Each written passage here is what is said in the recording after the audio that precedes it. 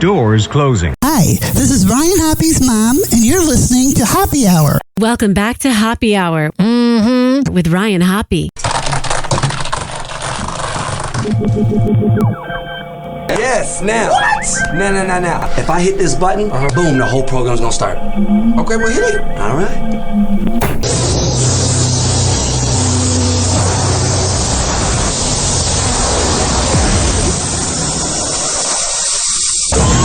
Now, something completely different. Smoke medical weed every day. The following thoughts on Happy Hour represent Ryan Hoppe and that's it. Listener discretion is advised. Live from Tampa Bay, you are tuned in to Happy Hour. He's the voice of a generation that got screwed by the baby boomers. Welcome back to Happy Hour. Happy Hour.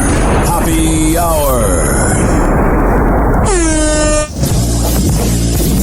Happy Hour starts in 4, 3, 2. Happy. This is Happy Hour with Happy.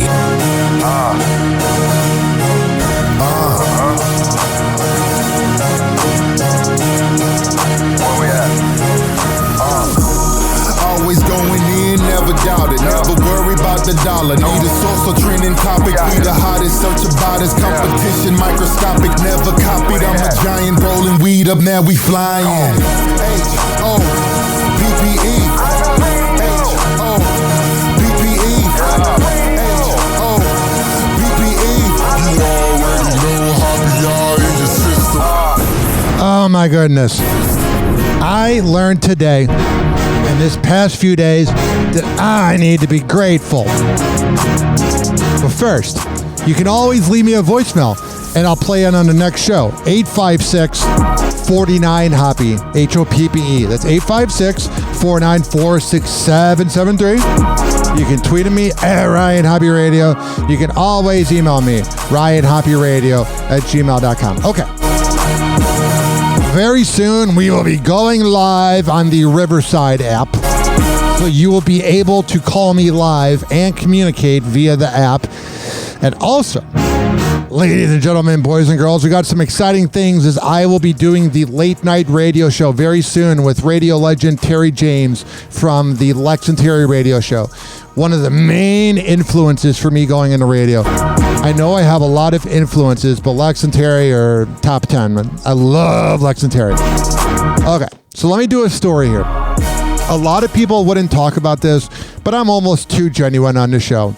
So about a year and a half ago, I was texting while driving home, and I crashed into a car, and I totaled my car, and I had some damage on their car. I was lucky to be alive.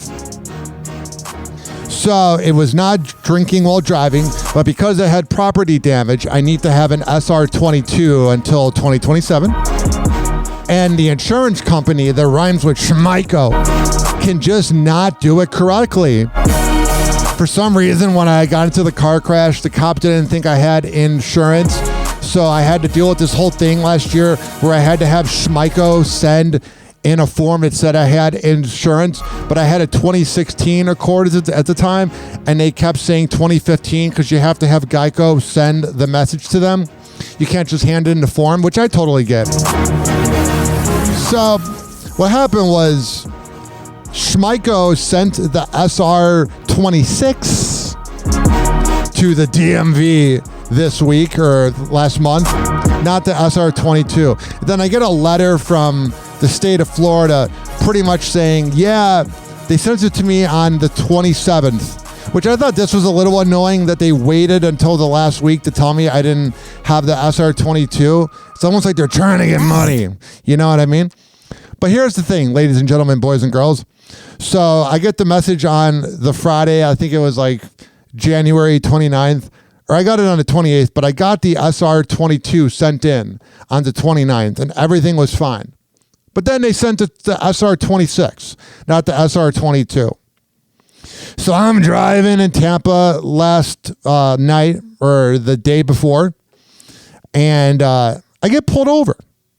And I was changing a song at the red light, so I thought maybe it had to do with, like, I don't know. I'm texting while driving or whatever, but the cop pulls me over. She was very nice enough, And she goes, well, your license is suspended. So I got a ticket for driving without knowing my license was suspended. So I go to the DMV today, and it all got sorted out. But I found out that they sent the SR-26, not the SR-22. And there was a guy who was working at the Clearwater US 19 near Pasco County DMV. And I want to give a shout out to Dave. I've always had a really good experience because I had to keep going to the DMV last year because Schmeichel kept messing it up. But I always had, problems last year. And everybody there was super cool, but Dave was awesome today. He helped it out. I got a new driver's license. My driver's license is a much better picture than the one I had before, so I was happy about that. But here's the funny part, ladies and gentlemen, boys and girls. I always kind of know when I'm getting recognized, and I've told girls that I've dated this and currently are dating, and they roll their eyes and they're like, oh, that sounds so narcissistic. But whenever I get recognized in public, people up down me like I'm a girl because they're trying to figure out, okay, the guy's tall. He's got a Midwest accent. Is that Ryan Hoppe, formerly of the Mike Calter radio show, a local morning show in Tampa?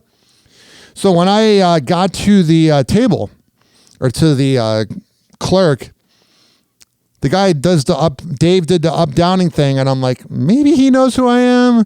Whatever. So Dave gets everything done, and I write him a review, and we're talking. He's a great vibe. And the funny part was I go to walk away, and he goes, hey, Hoppy, real quick. And I come back, and he goes, have you talked to Mike Calter recently, which is my old boss who made things kind of ugly, but I at some point would want to make up with him, have some gay sex. I'm kidding.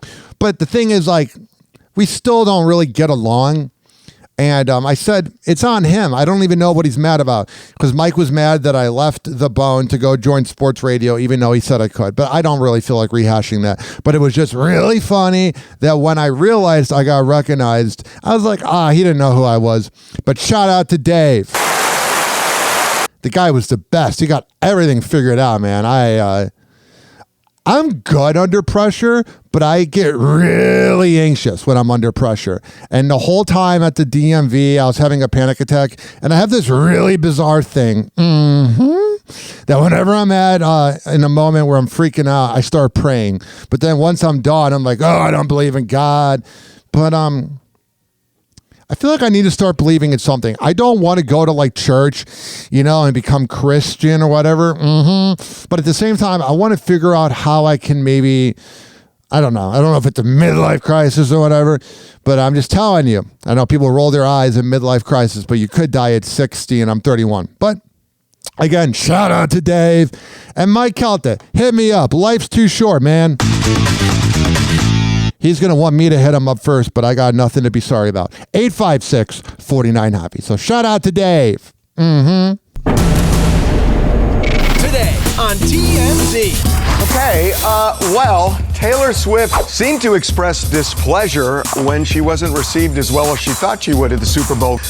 Yeah, grow up. People are going to boo you. This whole thing that we're supposed to feel sorry for her, and we've had all these celebrities defending Taylor. I think she's a grown-ass woman. And the whole thing that we hear about her is that she's a self-made woman, and she's a self-made billionaire, and she doesn't need anybody. So if that's the case, I think she's a grown girl that can deal with being booed.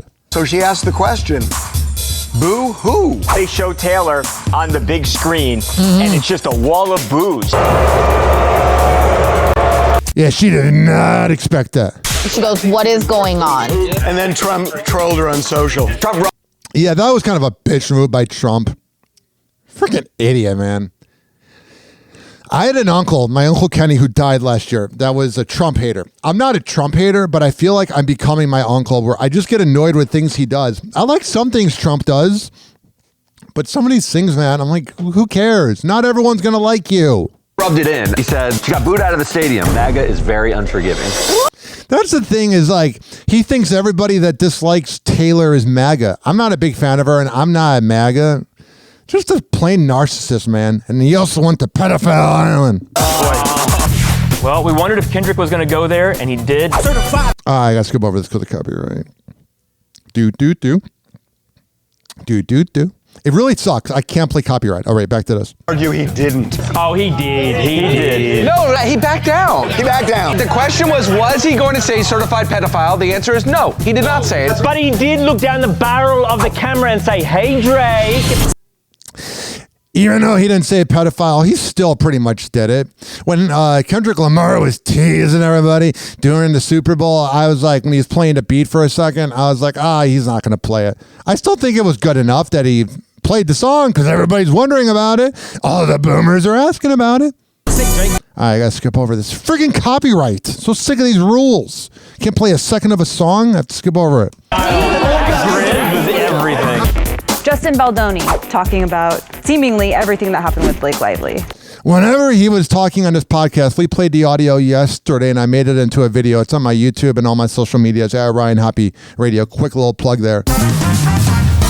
But it's hard to believe what he's saying because it's like, I do believe that he didn't really do that much bad. I just think he's a douchebag. But it's hard to believe actors because they're acting. So how do you know when they're being truthful?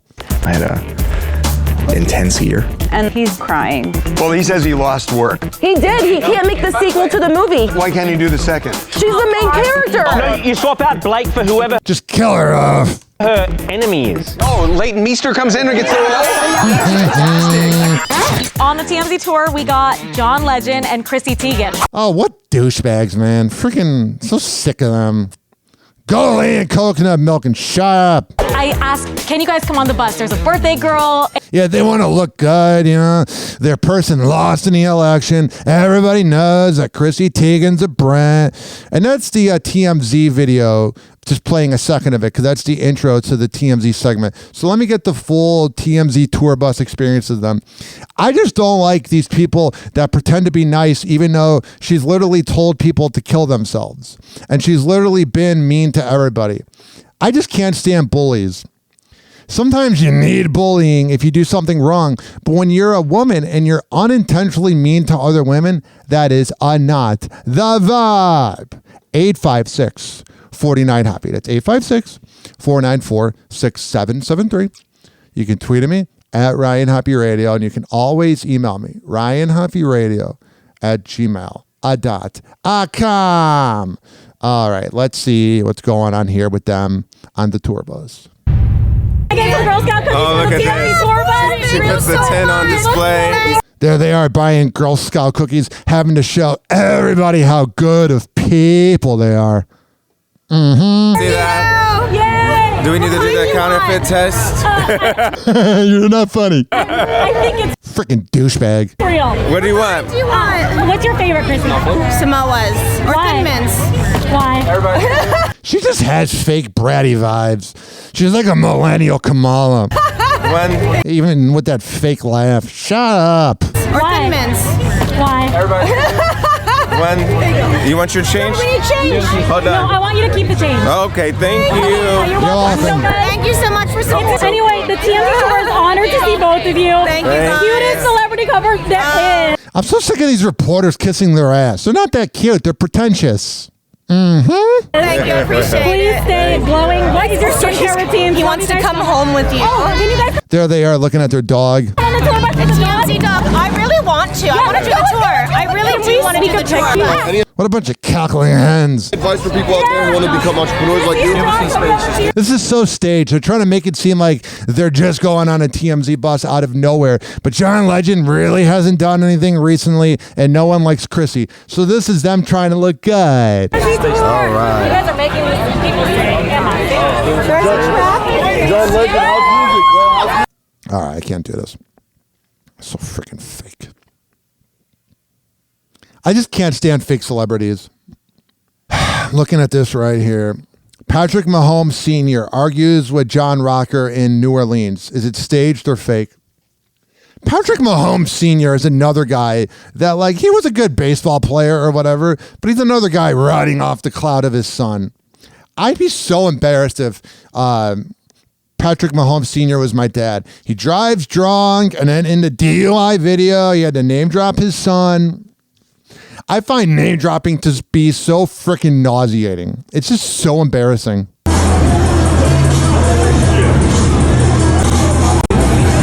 It doesn't really translate to audio, but it just shows John Rocker, who is another maniac, and Patrick Mahomes Sr. getting into it.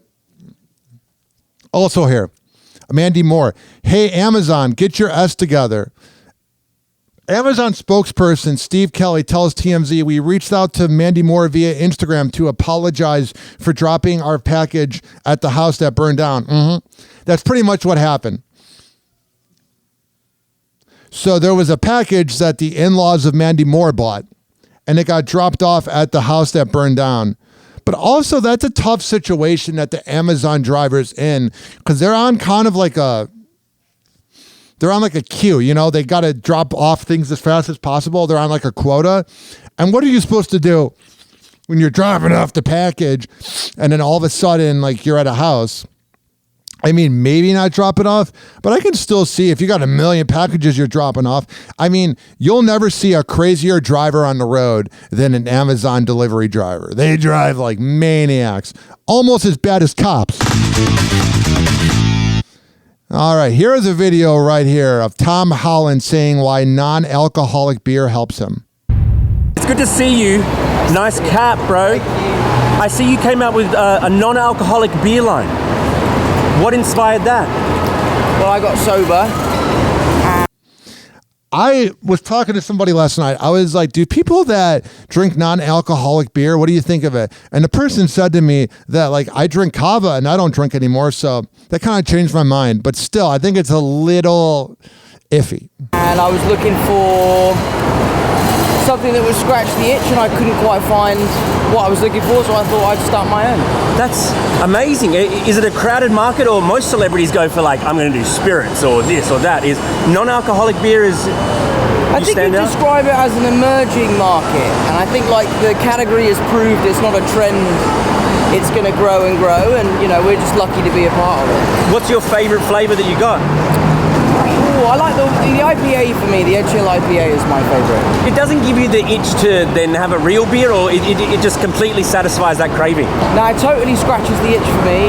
I wonder what Tom Holland's like as a drunk, because he's always very professional in public. It helps me feel a part of, you know, the social environment, the nightlife, being in a bar and not feeling left out. So it kind of works for me. And last thing, where do you sell them? In bars or just in shops, or where? Bars. We're in bars in the States. Wow.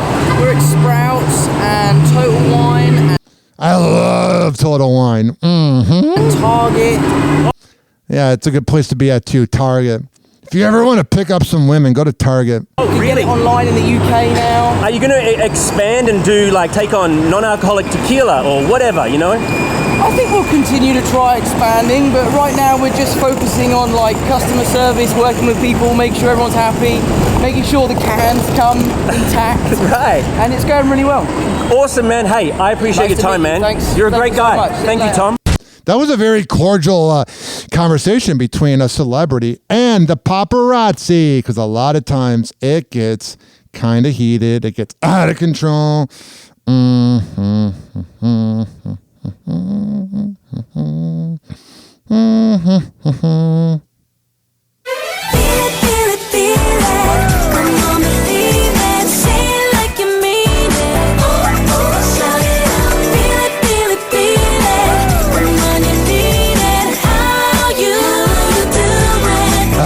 What the hell is going on with Wendy Williams?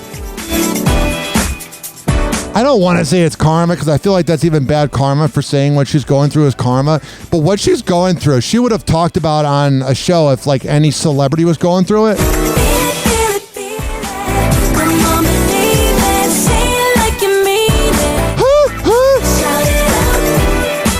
What's going on?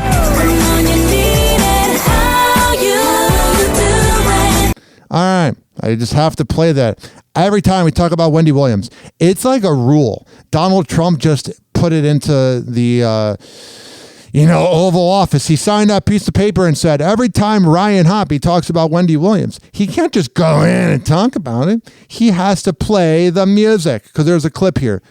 Wendy Williams, my son mishandled my money, but I still love him.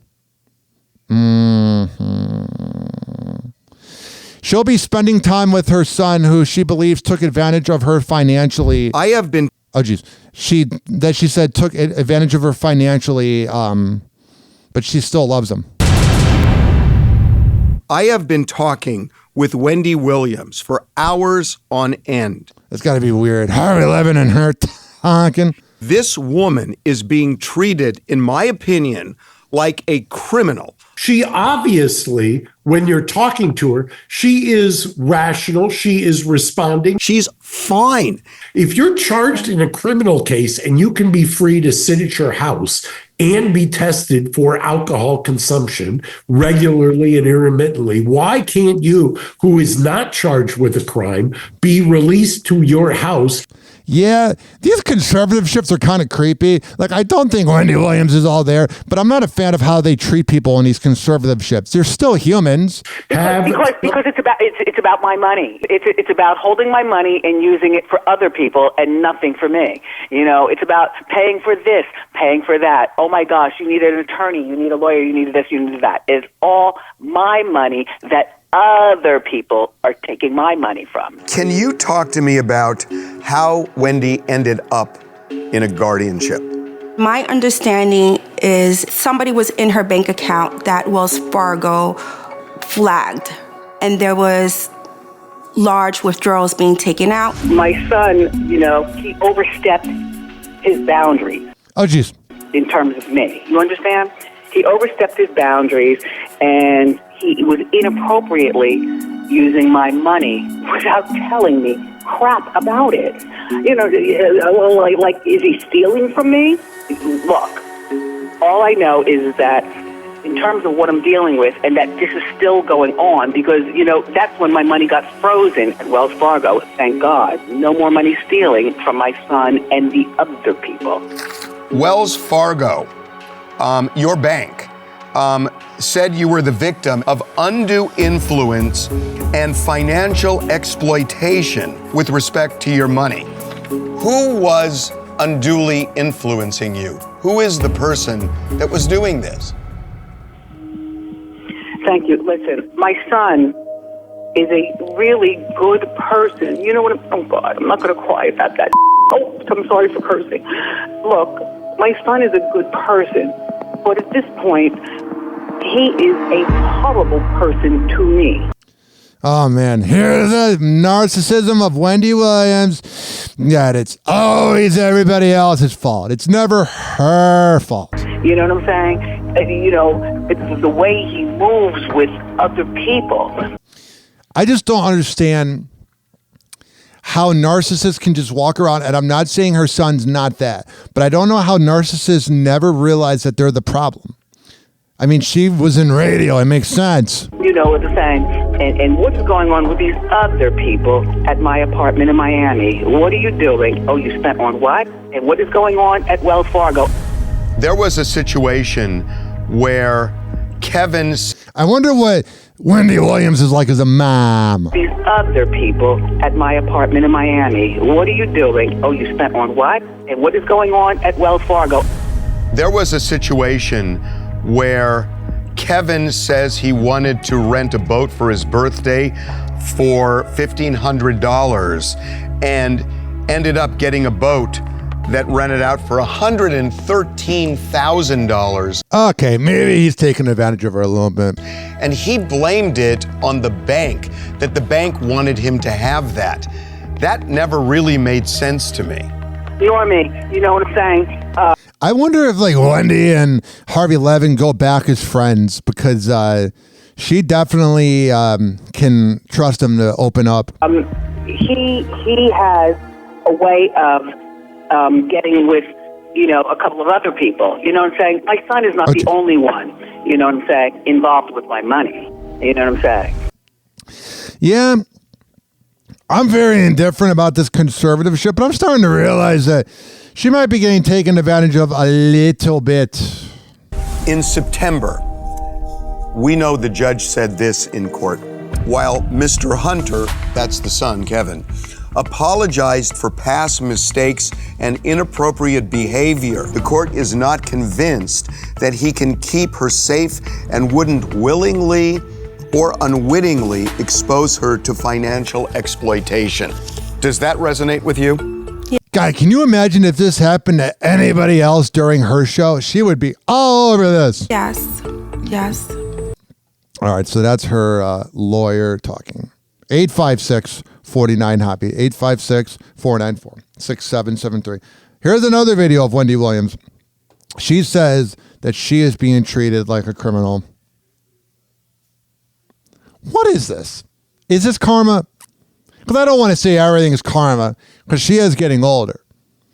But it's just very funny how she used to expose people for being gay, and she used to treat a lot of people badly, and now it's like she's kind of getting the taste of her own medicine. And narcissists hate getting the taste of their own medicine. It drives a narcissist nuts when how they treat others is how they finally get treated.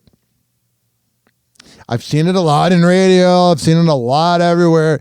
Narcissists, when you treat them the same way they treat others, they're like, no, you can't do that to me. Tell me what your life has been like over the past year. Yeah. What is it like?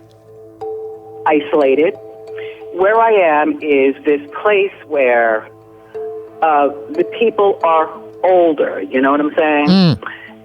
They are in their 90s and their 80s. I eat lunch and dinner and Wendy's like 60, but that's got to make her feel really old. my bedroom. I don't eat out there with the people that live here just because it's so goddamn depressing. Oh, geez. There's a bathroom, there's a closet, and the TV, which was purchased by me through the Guardian person. Are you allowed to go out? No. No. Yeah, this is where it's like, yeah, she might need to be under the conservativeship, but when you're treating them like prisoners, that ain't it, dog. I am not allowed to go out. I can call you, but you can't call me. What about communications? Do you have an iPad or some form of a computer? I have not. Listen, I've asked the Guardian person for an iPad since years. I wonder what it's like for the employees. When they're like realizing she's telling everybody, like if they maybe treat her worse. Seems like, but an iPad. Can I please have my telephone back? Can I please be able to call, my family? What is the problem with me calling and talking to friends of mine? They're not allowed to come in here, friends of mine. You know what I'm saying? Over the last, say, 30 days. Yeah, and what happened in those 30 days? How much time have you been able to spend outside in the fresh air? In the last 30 days, I went out twice. Yeah, that's not it. You should have like a supervised, like not playground, but this is not it. Yeah, I think she kind of needs to be there, but this also is not it. For my teeth, you know what I'm saying? And that would be that. Wendy, I gotta say, even people who are in prison for murder get an hour a day out. That's a very good point by Harvey. Outside. And you've only been outside in fresh air twice in the last 30 days? Yeah, this is very suspicious. Again, if this happened to anybody else during her time on the radio or TV, she'd be all over it, though. Yes. Wendy? Yes. Sounds like Jacob 2 times. That's a Tampa reference. Yes, Ryan Hoppe. Yes, Ryan Hoppe. Yes. Wendy, we are privy to some of the court documents, and your guardian's name is Sabrina Morrissey. Oh, man, throw Sabrina under the bus. And here's what the judge said in this case. Oh, jeez. The guardian, that's Miss Morrissey, is to permit Wendy as much independence as is practical. This sounds more like a prison than independence. Yeah, that's a good point. Hell yeah. Oh, man. I get that Wendy is like trying to get free or whatever, but I feel like doing this is probably not really helping her cause. I don't know. What are you going to do? Again, like I said, if this happened to anybody else, oh, she would have been on it. She would have been talking about it. She would have been throwing her under the bus. But hey, when it happens to Wendy, We got to feel bad for her. We got to cry and cry and cry. I'm not really shedding any tears.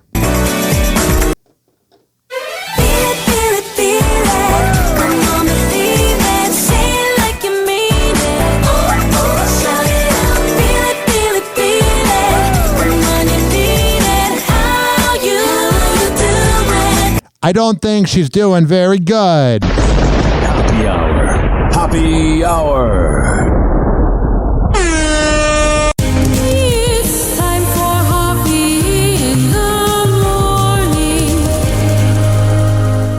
RyanHoppeRadio.com. Happy Hour will be right back. Whenever we're going outside, all I smell is poop. In the nuts, and we'll call it a day. As a reminder, if you don't feel like listening to this next song, you can skip over it. But Ryan Hoppe of Hoppe Hour takes pride in his selection, so stick around, folks. Addictive, Mikey Dangerous. You know it's an Urban Eat production. Yeah. All my sexy body ladies, my babies. Now is the time for you to let loose and get crazy.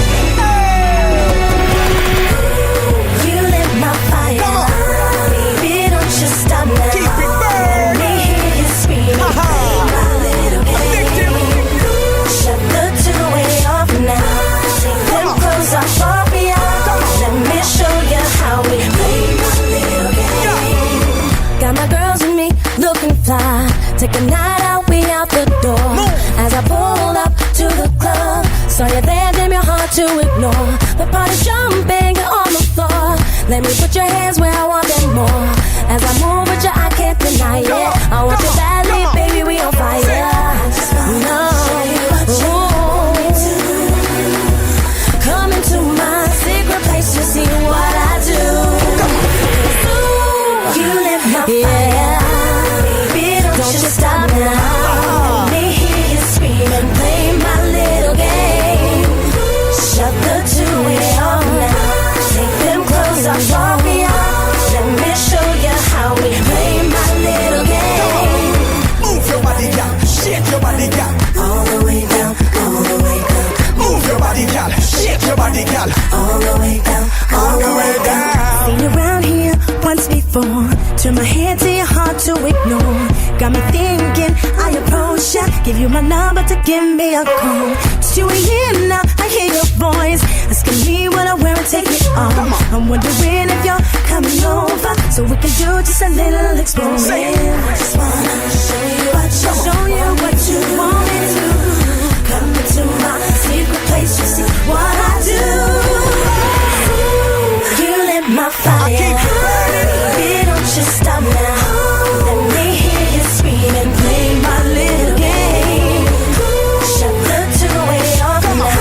Take them clothes off me out. Let me show you how we play my little game. Me see you in the dancehall, girl, no it's on. Love the way you flex and the way you perform. Move your body. Tell no lie, girl, you body a guan. Can't wait for you dropping on me palm. Cause indeed, girl, you got me intrigued. We question my love, me give you what you need. Proceed.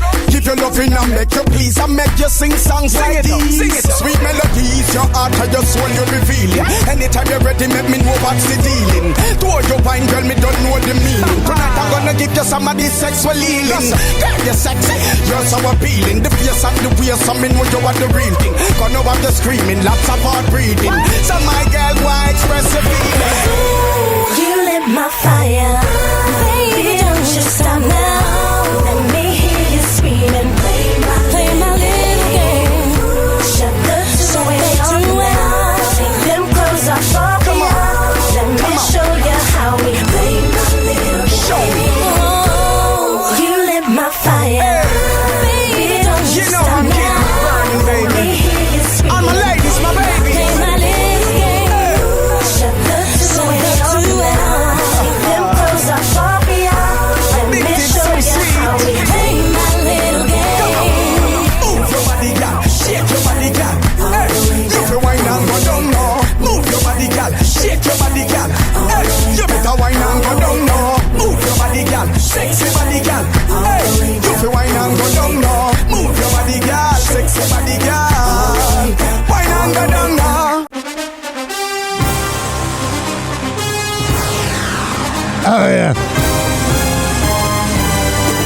NFL season may be over with, but we still have a lot of stuff happening in the National Football League, or as I like to call it, the No Fun League, because Roger Goodell is ruining it. Oh, sure. But first, call me, 856-49-HAPPY. 856-494-6773. You can tweet at me at Ryan Hoppe Radio. You can always email me, RyanHoppeRadio@gmail.com. NFL's Kadarius Toney arrested. Cops say he strangled a woman. Two-time Super Bowl champion Kadarius Toney was arrested after allegations he strangled a woman. The former Chiefs wide receiver was accused of putting his hands around a woman's throat during a dispute in Georgia. He was always a moron on the team, so I'm not surprised by his behavior. Can't stand people that hurt women. You're a dirtbag. Eagles' Jalix Hunt says that they missed the halftime show. Hey, congrats, big dog. Yo, did you guys get to listen to Kendrick at all? No, that's when you watched it. I gotta look it up on YouTube. Damn, I was thinking you guys would peek out of the locker room. No, they're getting ready to win the Super Bowl, dumbass. Or something, no? No. We was locked there. I love it. Hey, and you can see by what you did on the field, man. Congratulations. Appreciate it. How you gonna party? How you gonna celebrate? Responsibly. He knows Roger Goodell is watching that. And an ex-Giant star, Prince Ama Kamara, I think I said that correct, rips Hall of Fame voters, says that Eli Manning got snubbed. Now, Eli Manning will go into the Hall of Fame at some point, but he doesn't have all the accolades in the world. And he has a 500 record, so I think he's more of a second or third ballot. But let's hear from Prince and see what he has to say, because Eli did beat Tom Brady twice. It's pretty badass. He just didn't really do anything else in the playoffs after that. You played with Eli, right? You won with Eli, okay? And snub. People dude. are pissed. Come on, man. It's snub, and it's crazy because before he retired, that's always been the argument, right? Is he a first ballot Hall of Famer? And total snub. I mean, those guys are deserving. Who got it? I think Luke Kuechly was a snub. I mean, that's a good point. He was very good in Carolina. But it's tough, and it was Eli's hometown. We're in New Orleans, where he grew up. And why did they only pick 4? I know, isn't it 5? It was yes. So it's like, dude, writing message to the governing bodies. As somebody close to this, you know, you got a bone to pick. Well, I don't want to say anything bad to mess up my chances of getting in. Yeah, I know, right? I would say, man, I don't know, whatever criteria, they just need to switch it up, man, because Eli was a hands-down Hall of Famer, man. He's going to get in. I just don't know if he's first ballot. And the people on the other side of the camera's probably, okay, give us receipts. Yeah. I'm tired right now. I can't. All I know is 2-time Super Bowl MVP. That is a good point. He won both MVPs when he beat Brady. Beat everybody's GOAT.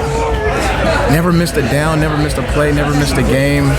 Yeah, he did have 200 games in a row until Ben McAdoo or whatever that dumb coach was when he benched Eli Manning and Mike Francesa up on WFAN, ripped into him. That was a legendary moment. I think someone said that his playoff stats was crazy. I think 15 touchdowns and 2 interceptions. I mean, but that's not a lot, to be honest. He did miss the playoffs a lot. I'm not saying 15 touchdowns is not a lot, but there's definitely people that have thrown more touchdowns. Some more NFL news.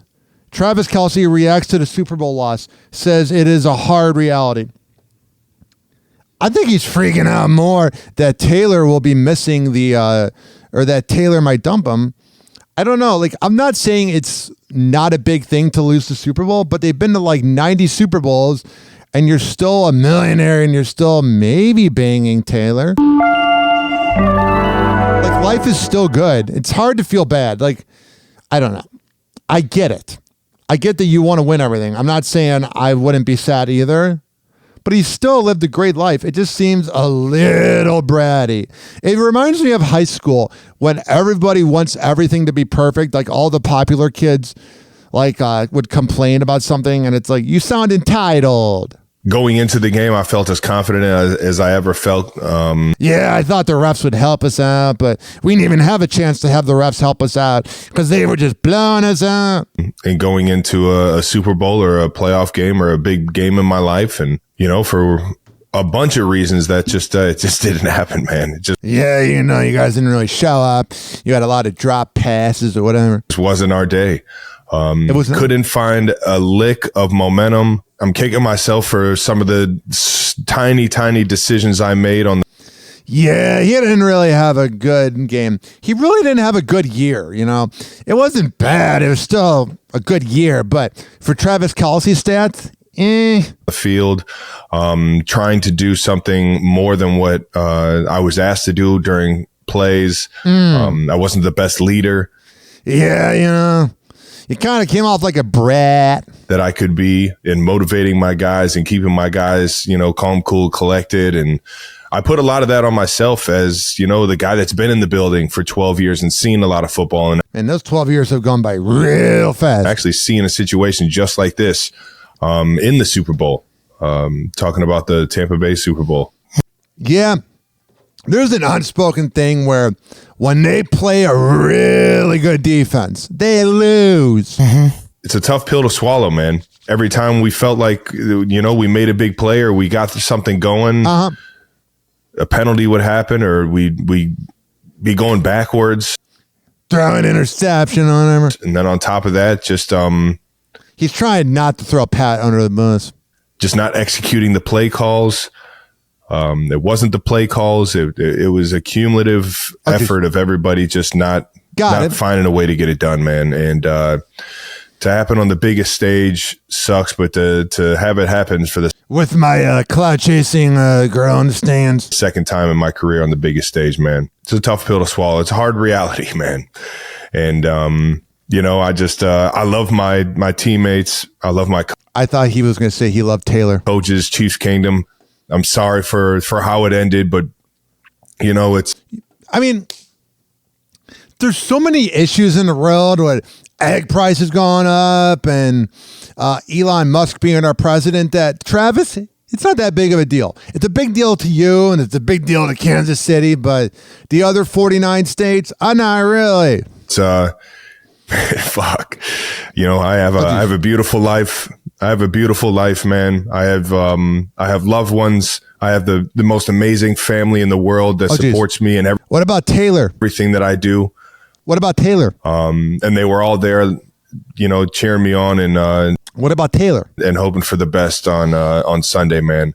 I just have to tip my hat to the Eagles. They were firing on all cylinders coming. Yeah. They definitely took it very seriously. Out, and it just felt like we just never had control over what was going on. I think the unspoken thing was that Patrick Mahomes walked into the game wearing Eagles colors. That was kind of a bitch move. Like he was just asking for trouble. CJ Gardner Johnson, Eagles player, his mom's restaurant was hit with bad reviews after Travis Kelce and Taylor swipe.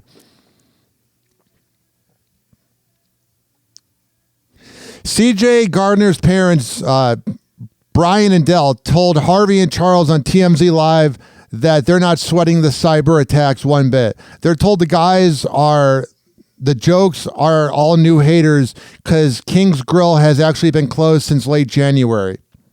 The two say they became owners and operators of a new restaurant in Cocoa, Florida area called Village Beer Garden in wake of King Grill shuttering, and adamant they're going to be fine regardless of what posts say. We're good, they say. A restaurant belonging to CJ Gardner's mom was bombarded by an onslaught of negative reviews on Monday, a short time after the Eagles star took a jab at Travis's relation with Taylor.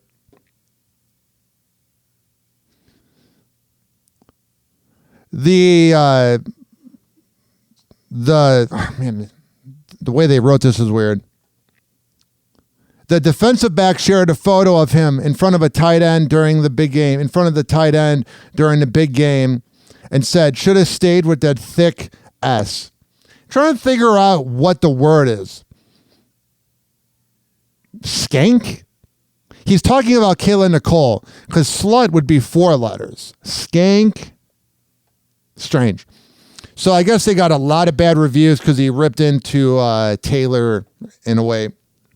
And Swifties are such losers, by the way. Like, yeah, it's okay to, defend her or whatever, but to write bad reviews.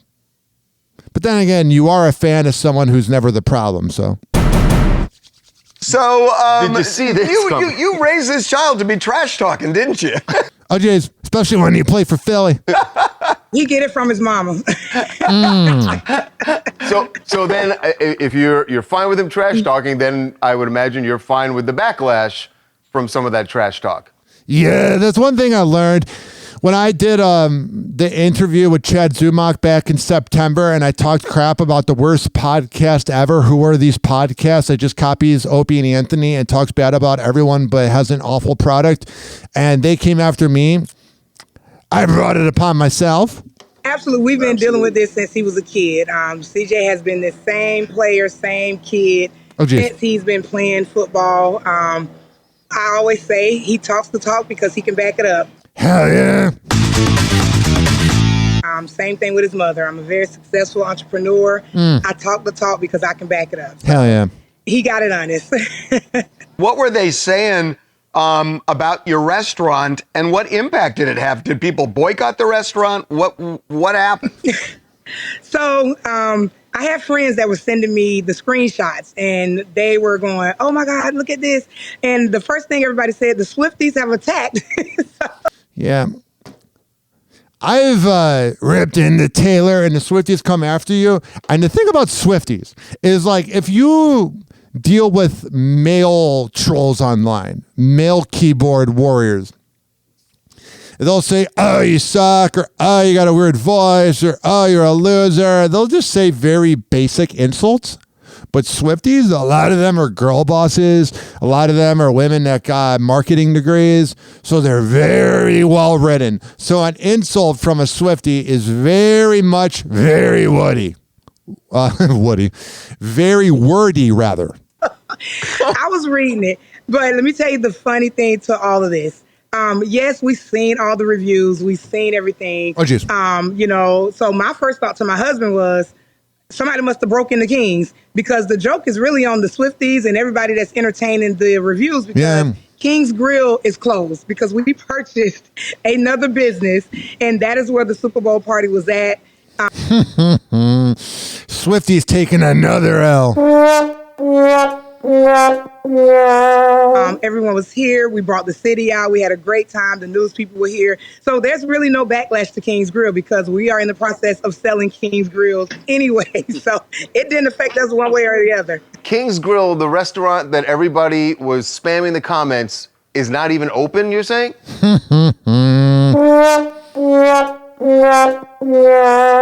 Correct. King's Grill last operational day was January the 25th of 2025. All right, let's go ahead and do it. What's the name of the new restaurant? So the name of the new restaurant here is Village Beer Garden. Hell yeah, get a free plug. It is here, located in Florida. It's located in the heart of course, more people moved to Florida. Of Cocoa. So again, we're very excited. We've been here. We opened up just as we did King's Grill. We opened up 2 years ago there, Super Bowl Sunday, and we did the same thing here at Village Beer Garden. So. All right. 856-49-HOPPY. What else is going on in the NFL?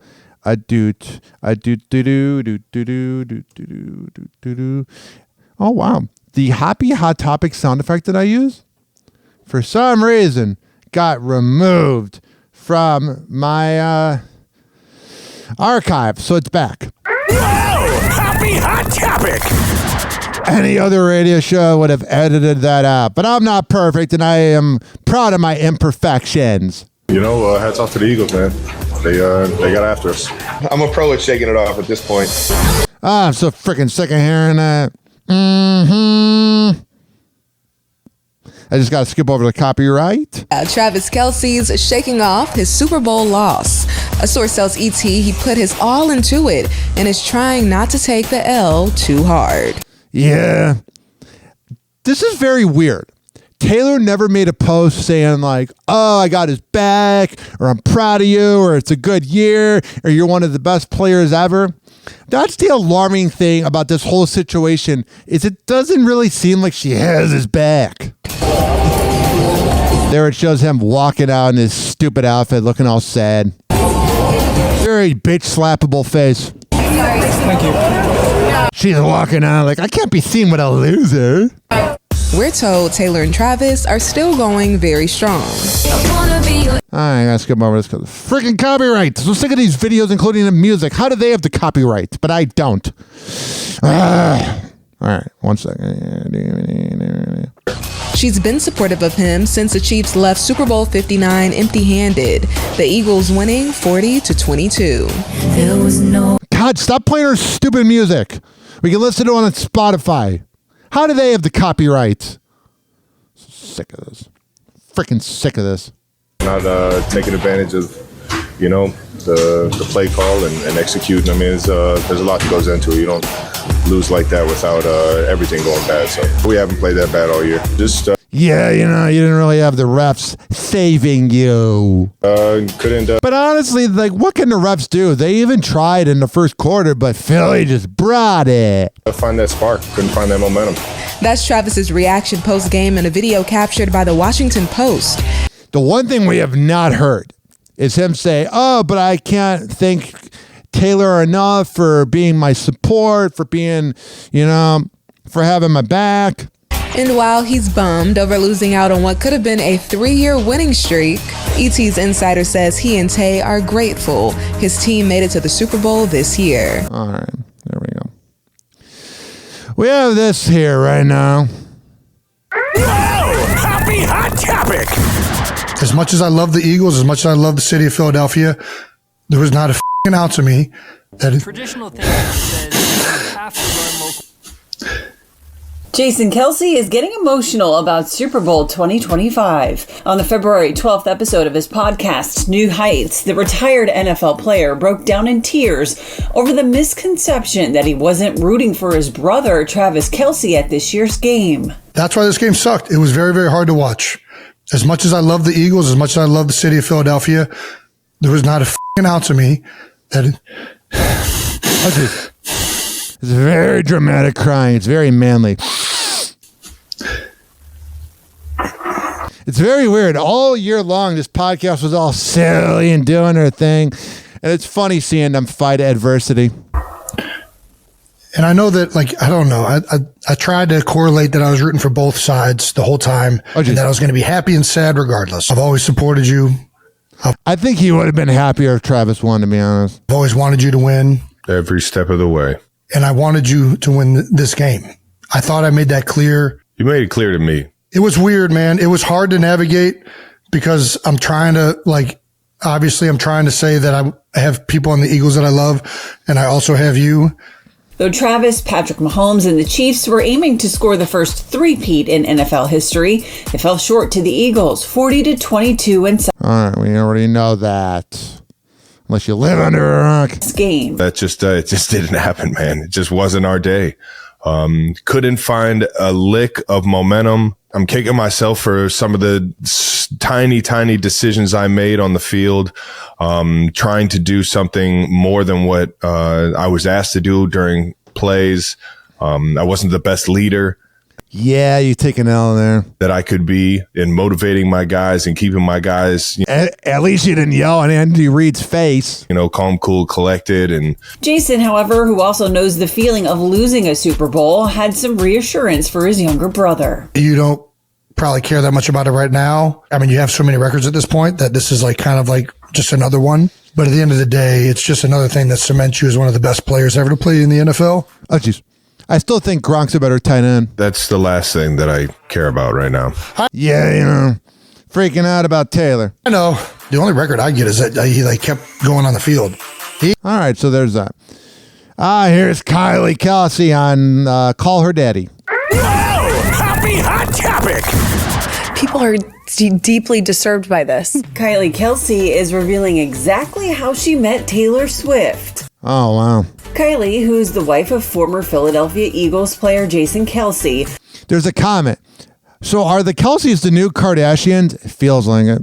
Appears on Alex Cooper's Call Her Daddy podcast February 12th and reveals exactly the moment how she met her brother-in-law Travis Kelce's superstar girlfriend. How did Travis tell you guys that he was dating Taylor Swift? I'm assuming like your family was like getting told this in some capacity at some point, We were right? not. You weren't? No, I will say we knew before everyone else knew. Okay. Yeah, they kind of got the alert. But it was not like... It didn't hit the group chat. No. It did not hit the group chat. Did Jason tell you? Jason and I found out together. The soon-to-be mom of four and host of the Not Gonna Lie podcast also clears up rumors about her first encounter with the singer, saying that there were false reports that the two tried to avoid each other. The world saw you and Taylor meet, obviously, for the first time at the Chiefs and Bills game. Yes. Was that the first time you guys met? Yes. Really? Yes. People are deeply disturbed by this. Yeah. These Kelseys think that the world revolves around them. No one really cared. We just talked about it. Why? There was like... It didn't impact our lives. All of this stuff leading up to it about, well, why haven't they met? They're avoiding each other. I'm not avoiding anyone. I am more than happy to meet someone, especially someone that Travis is dating. Yeah, she's got that Philly energy that she'll confront anybody.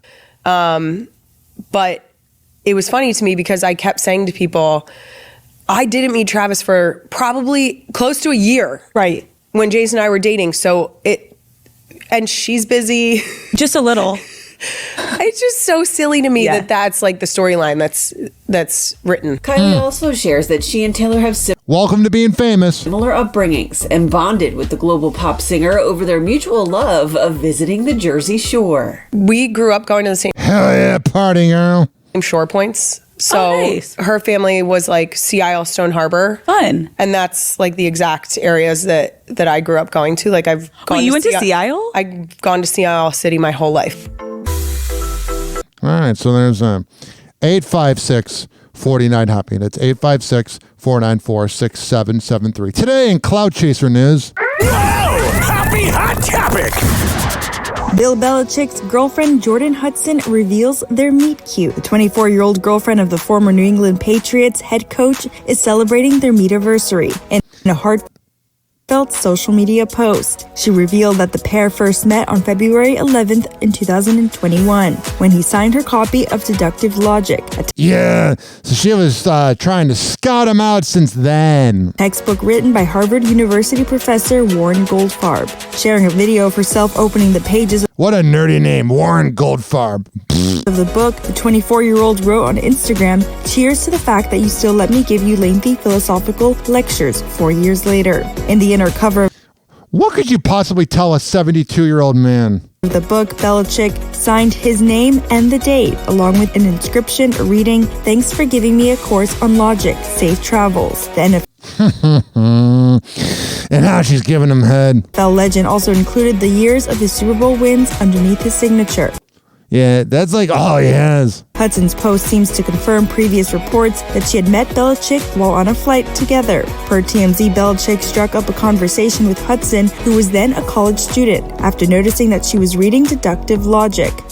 I'm wondering if she has daddy issues. It's a lot of times when these women date guys that are famous, it makes you wonder. Hudson continued in the post, celebrating the couple's relationship milestone, February 11th, 2025 to February 11th, 2021. Happy meet-iversary, Bill Belichick. In the meet-iversary, that's so freaking douchey. Same post, the former she is a douchebag. Bridgewater State University cheerleader also addressed confusion over a championship ring she had on during her and Belichick's date night at the 2025 NFL Honors. Yeah, when she was dressed up like a mermaid and barely had any clothes on and was trying to make it about her. Showing a close-up of the jewelry piece, which she paired next to a two-stone sparkler on her engagement ring finger.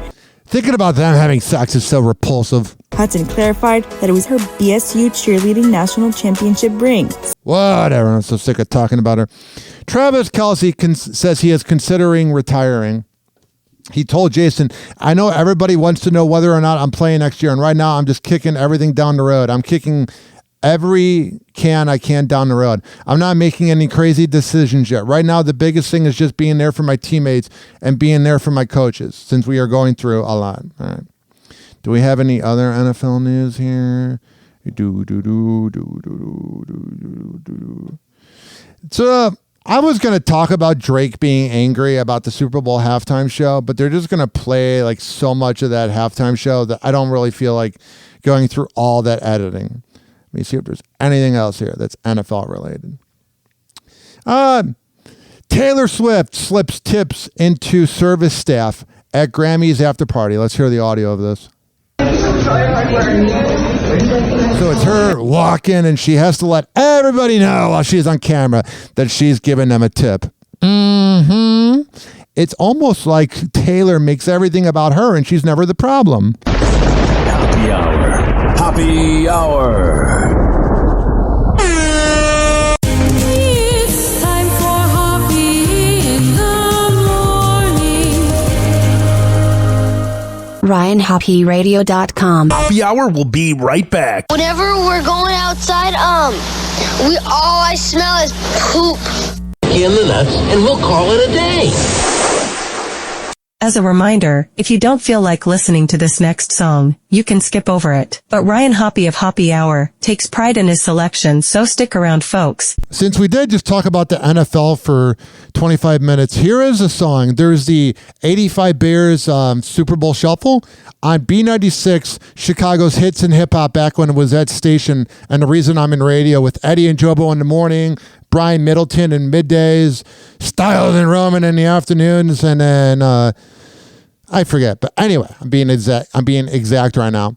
But what I'm telling you, ladies and gentlemen, boys and girls, is there was a song called Amplified about the Chicago Bears making the Super Bowl in 2007. And that was the first year I watched the NFL, and I thought they were always going to make the Super Bowl, but they've had one playoff win since then. Bears football! Pocket closes, hit in the chest, and down he goes! Snap to Grossman, handing off, Thomas Jones! Handing off, benching up the middle at the 5, throws down to left head, Bailey inside the 5, to the goal line, end zone! Touchdown! Touchdown! Touchdown Bears! Bear fans, your dream is reality. Begin the migration to Miami and Super Bowl 41. And another one!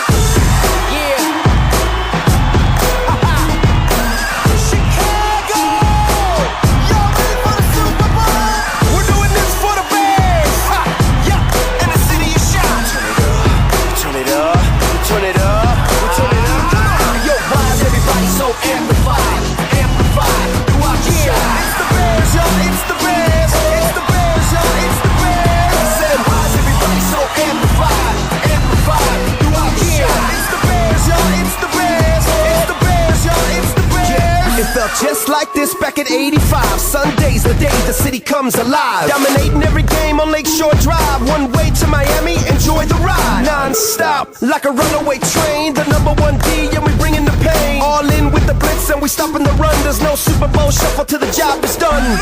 I don't even know where to begin, cause nowhere are the Bears stand on either side of the pigskin. Racking up the touchdowns and field goals is sick. The Bears bumping hits like B96. We got a quarterback with an arm like a laser. A set of linebackers be shocking them like tasers. Everyone in my city get ready for the ride. Something about these Bears got me amplified. Yo, why is everybody so amplified? Amplified throughout the shot. It's the Bears, yo, it's the Bears. It's the Bears, yo, it's the Bears. I said, why is everybody so amplified? Amplified throughout the shot. It's the Bears, yo, it's the Bears. It's the Bears, yo, it's the Bears. 11 men, nope. 11 beasts in Chicago, full throttle, popping offenses, bobble. Defenses crumble, stumble all day. When they come to play, the monsters of the midway. Respect the team that paint the city orange and blue. Love you running in another ring is past due. The Bears repping the shot when visitors pass through. When offense is stacked in the defense, ooh. It's halftime, refuel the tank, then snap, hold, that's 3 in the bank. You tuned in, B96, AP Lou Rocks, who you vibing with? One coach, one team, one city, we all living the dream. Bears fans, you gotta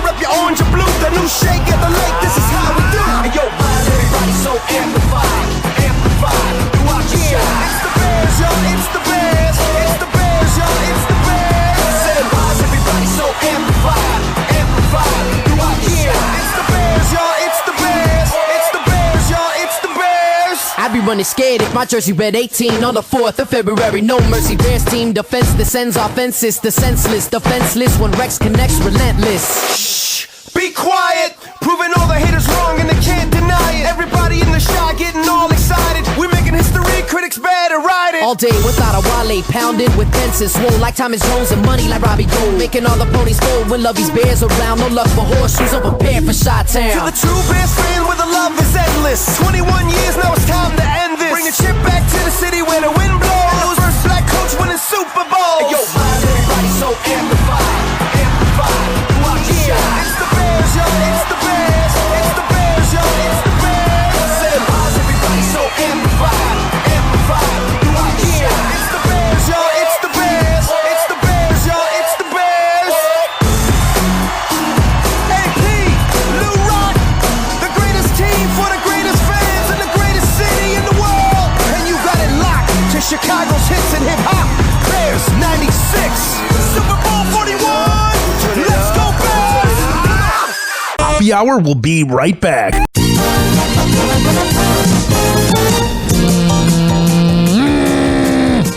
That's very annoying. This following segment has been brought to you by Daisy Beezy Honey at daisybeezyhoney.com. When I tell you it's the best Delta 8 CBD honey around, I'm a man of my words. Go to daisybeezyhoney.com. There they have lollipops, a honey stick, a jar of honey. However the hell you want to get high. Go to daisybeezyhoney.com and at checkout use promo code HOPPE, HOPPE, to save 20%. This is also being brought to you by Fortify.com, FORTIFEYE.com. For the best pre- and post-workout around. Brought to you by Dr. Michael Lang of the Ask the Doctor radio show. Go to Fortify.com and at checkout use promo code Ryan20 to save 20%. All right, we're going to come back on Happy Hour and keep this party going after this. Hello again. It's your favorite San Francisco DJ, Hammer and Hank. I may look normal, but the truth is, I have a condition known as autism. That's right, it's a condition, not a disease. Fact is, autism can strike anyone, regardless of who they are. People with autism normally have difficulties in verbal and non-verbal communication skills, social interactions, and leisure activities. In a recent study, people with autism are less likely to have a job and more likely to become homeless. I beat the odds by having loving friends and family, having a college education. I have even worked in the San Francisco Bay Area as an honored personality for many years. Always remember that people with autism want the same things as you, to be happy and successful. To find out more about autism, please contact your local mental health center or visit autismspeech.org. This is Hammer and Hank, and I appreciate your kindness. People with autism. Doors closing.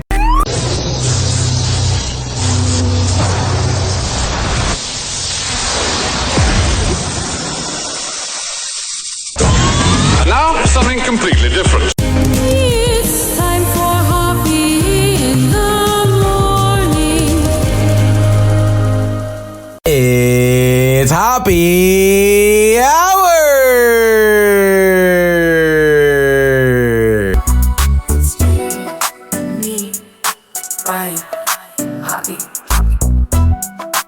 Hey, this is Drew Lane, and you're listening to Florida radio legend Ryan Hoppe. People often argue over Android versus iPhones, but the real debate should be middle-aged Gen X morning shows versus Happy Hour. Guess who wins? We will let you decide. Welcome back to Happy Hour with Ryan Hoppe. Happy Hour. Happy Hour. Ladies and gentlemen, here it is, the most listened to radio show on the planet. Even the other stations are tuned in too. It wouldn't be an episode of Happy Hour if I didn't play this catchy AI song. Oh, it puts me in a good mood.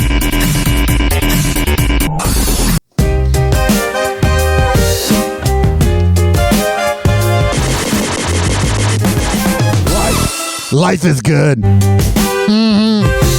Turn the radio up, It's time for three. Oh, sure. Ryan's here with the latest spiel. Yeah. Sex and stars and love so real. Happy hour hits with a funky feel. Date nights crashing like a scene at dawn. It's the gossip train that you're riding on. Oh, sure. Ryan's got the scoop from dusk to morn. I got it. This throwback ride, we all belong. Happy, happy, happy, it's the hour we crave.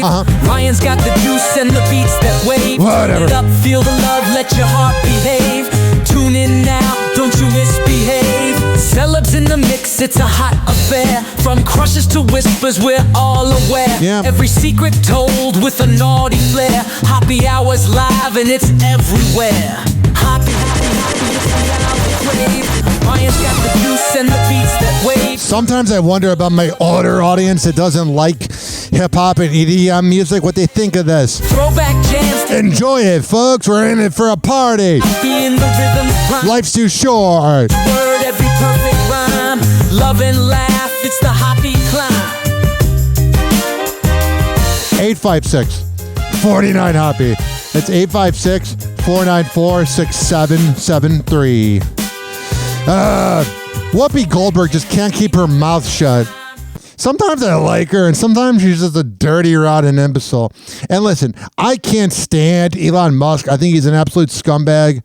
But The View made fun of his kids, man. That ain't it. Can you imagine if someone made fun of Joe Biden's kids? But when it's someone on the right, they are scumbags at The View. So yesterday, Elon Musk took his son X to a press conference. I did not name the child. We know you didn't.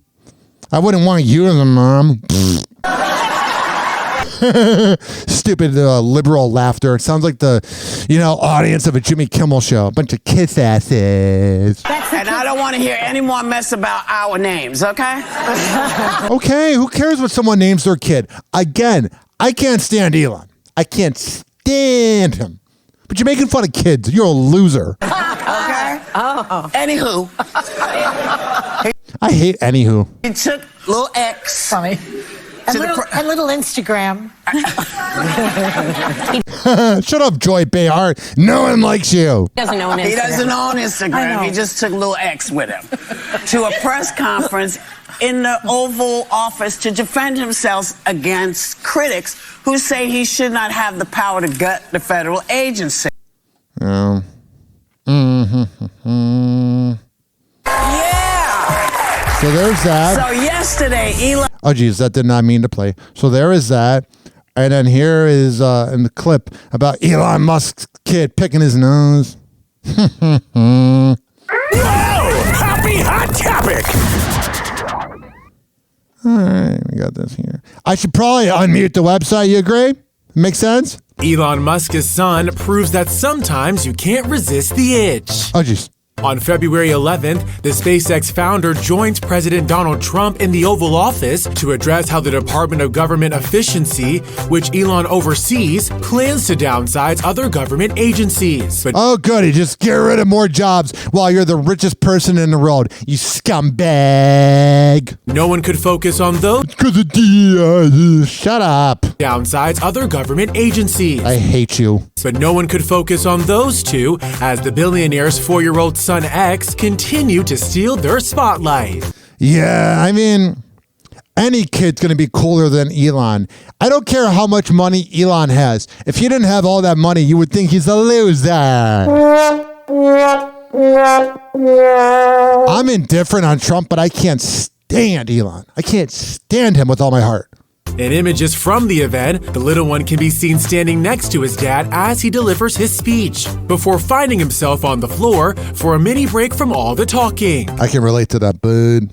Later, Elon grabs his son and puts him on his shoulders. However, he seems to regret that decision as the 4-year-old proceeds to put his fingers in Elon's ears. To which he said, quote, "Sorry for this, otherwise I might enjoy this," but as he's sticking his fingers in my ears. Yeah, I don't think Elon's a very good dad. Like, that's just kid behavior. I mean, we know about his transgender daughter who said that he used to yell at her in the car and be like, "Be a man." Like, Elon's having kids to like save the population, but he definitely shouldn't be a dad. And after the high-energy ride, X finds himself at the Resolute desk next to President Donald Trump. But this is very weird. Seems he has a little something in his nose. Of course, he couldn't help himself, so he removes the pest from his nostril and wipes it on the president's desk. Because without a tissue, he was left with no option. Why is there no tissues in there? I mean, you definitely needed tissues when Monica Lewinsky and Bill Clinton were doing their thing. And to top it off, the 4-year-old was also spotted leaning against the Resolute desk, similar to how young John F. Kennedy Jr. was famously photographed peeking out the same desk back in 1962. Oh, man. X, whose real name is X Ash A12, is the son to Elon as well as his ex, singer Grimes. Yeah, Grimes is freaking high, man. The two, who were together for 4 years before separating in 2022, he should have made it work with her, man. Also share children Exa Dark Sidereal and Techno Mechanicus. Can you have a freaking normal name? I'm Ryan John Hoppe. Jesus Christ. Freaking weirdo he is. Freaking Elon.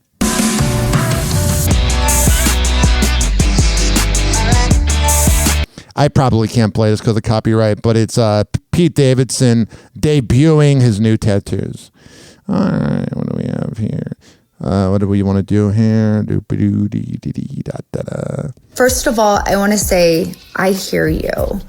And there's a lot of misinformation being spread out there by one of our competitors. Poppy founder Allison Ellsworth addresses backlash over influencer vending machines. Yeah, if you're going to an influencer vending machine, you're a douchebag. Poppy, a prebiotic soda brand, made a splash during the 2025 Super Bowl when it launched a campaign that saw personal vending machines of the beverage delivered to social media influencers. Now, amid backlash, brand founder Allison Ellsworth is flipping the lid on the narrative. I get what they did there. Allison addresses the controversy in a February 10th TikTok video. Okay, guys, I just got back and I've been hearing a lot of negativity, and so I wanted to get on here and chat with you guys directly. I've always been on here sharing my authentic thoughts with you. Oh, have you? And it would be very unlike me and Poppy to not just talk about this head on with all of you and all the social conversations going on. So it's weird seeing her say the word Poppy with a straight face. What a weird name for a company. First of all, I want to say I hear you. Oh, do you? And there's a lot of misinformation being spread out there by one of our competitors. In response to fellow prebiotic soda brand Olipop's allegation that each vending machine costs $25,000, which Olipop suggested in the comment section of one influencer's video. It's probably true. If you're responding, I don't get people that respond to hate. Like, I get a lot of hate online and I stop responding.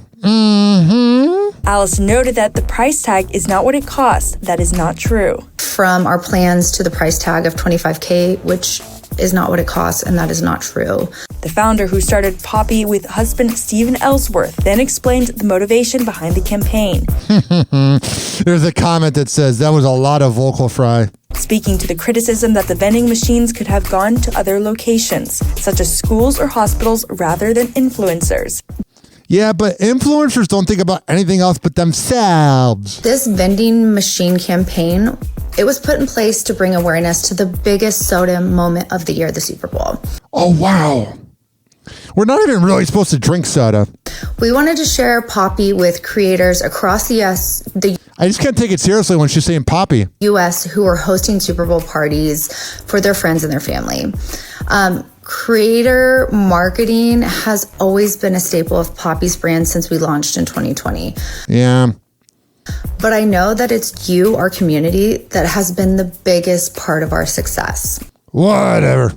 She then encouraged users to nominate friends, family, teachers, or locations for the vending machines to go to next.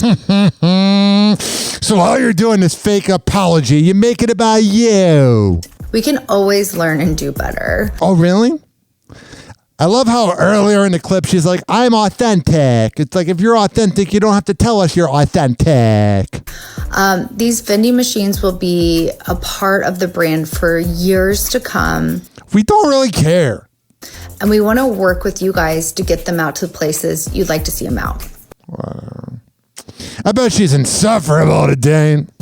In the world, right? So We hear you. So like, help us nominate your friends, Tag everybody. Make it about me. your family, your favorite teacher's lounge, your I've dated an influencer before, and it's freaking nauseating. It's all about them. sorority, your fraternity, whatever it is, wherever you guys want Poppy to show up, and let's get Poppy to the masses, because at the end of the day, we are a brand just trying to revolutionize soda for the next generation and bring joy to you guys through Poppy. So I appreciate you, and we hear you. Whatever. I don't want to hear you. I want you to shut up, okay? Newly released audio from the 2023 Titan submersible implosion could offer new details about the terrible tragedy. Yeah, I don't know why you would go so under the water. I'd be afraid of that. Nearly 2 years after the underwater vessel That was 2 years ago? I thought that was last summer. disappeared in the Atlantic Ocean during a mission to explore the wreckage of the RMS Titanic, the Coast Guard has released a 20-second recording believed to feature audio of the implosion as part of an ongoing investigation into the accident. In the clip, recorded roughly 900 miles from the disaster site, a muffled boom sound, followed by a chilling silence, indicates what the Coast Guard describes as the suspected acoustic signature of the implosion. I don't want to be too morbid, but I can't imagine like dying underwater. It's got to be weird. Which claimed the lives of passengers Stockton Rush, Hamish Harding, Paul-Henri Narjolet, Shahzada Daywood, and his son Suleiman Daywood. The recording was shared publicly February 7th.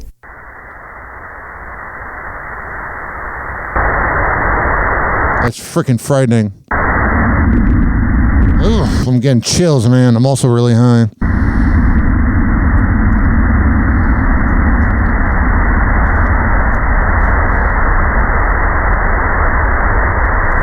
The recording also features a more precise indication of when the implosion took place. An on-screen note at the start of the clip highlights that the audio was captured at 9:34 a.m. Eastern Time on June 18th, 2023.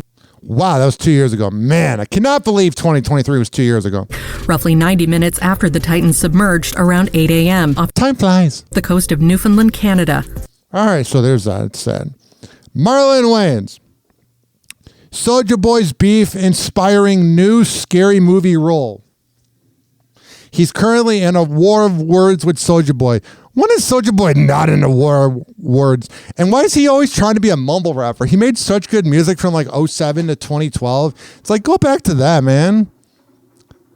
Crank That Soulja Boy, Soulja Girl, yeah. Speakers going hammer, turn my swag on. Now he's like, me. What's going on, Marlon? How are you? Marlon, what's going on with you and Soulja Boy? Who's that? What up, boy?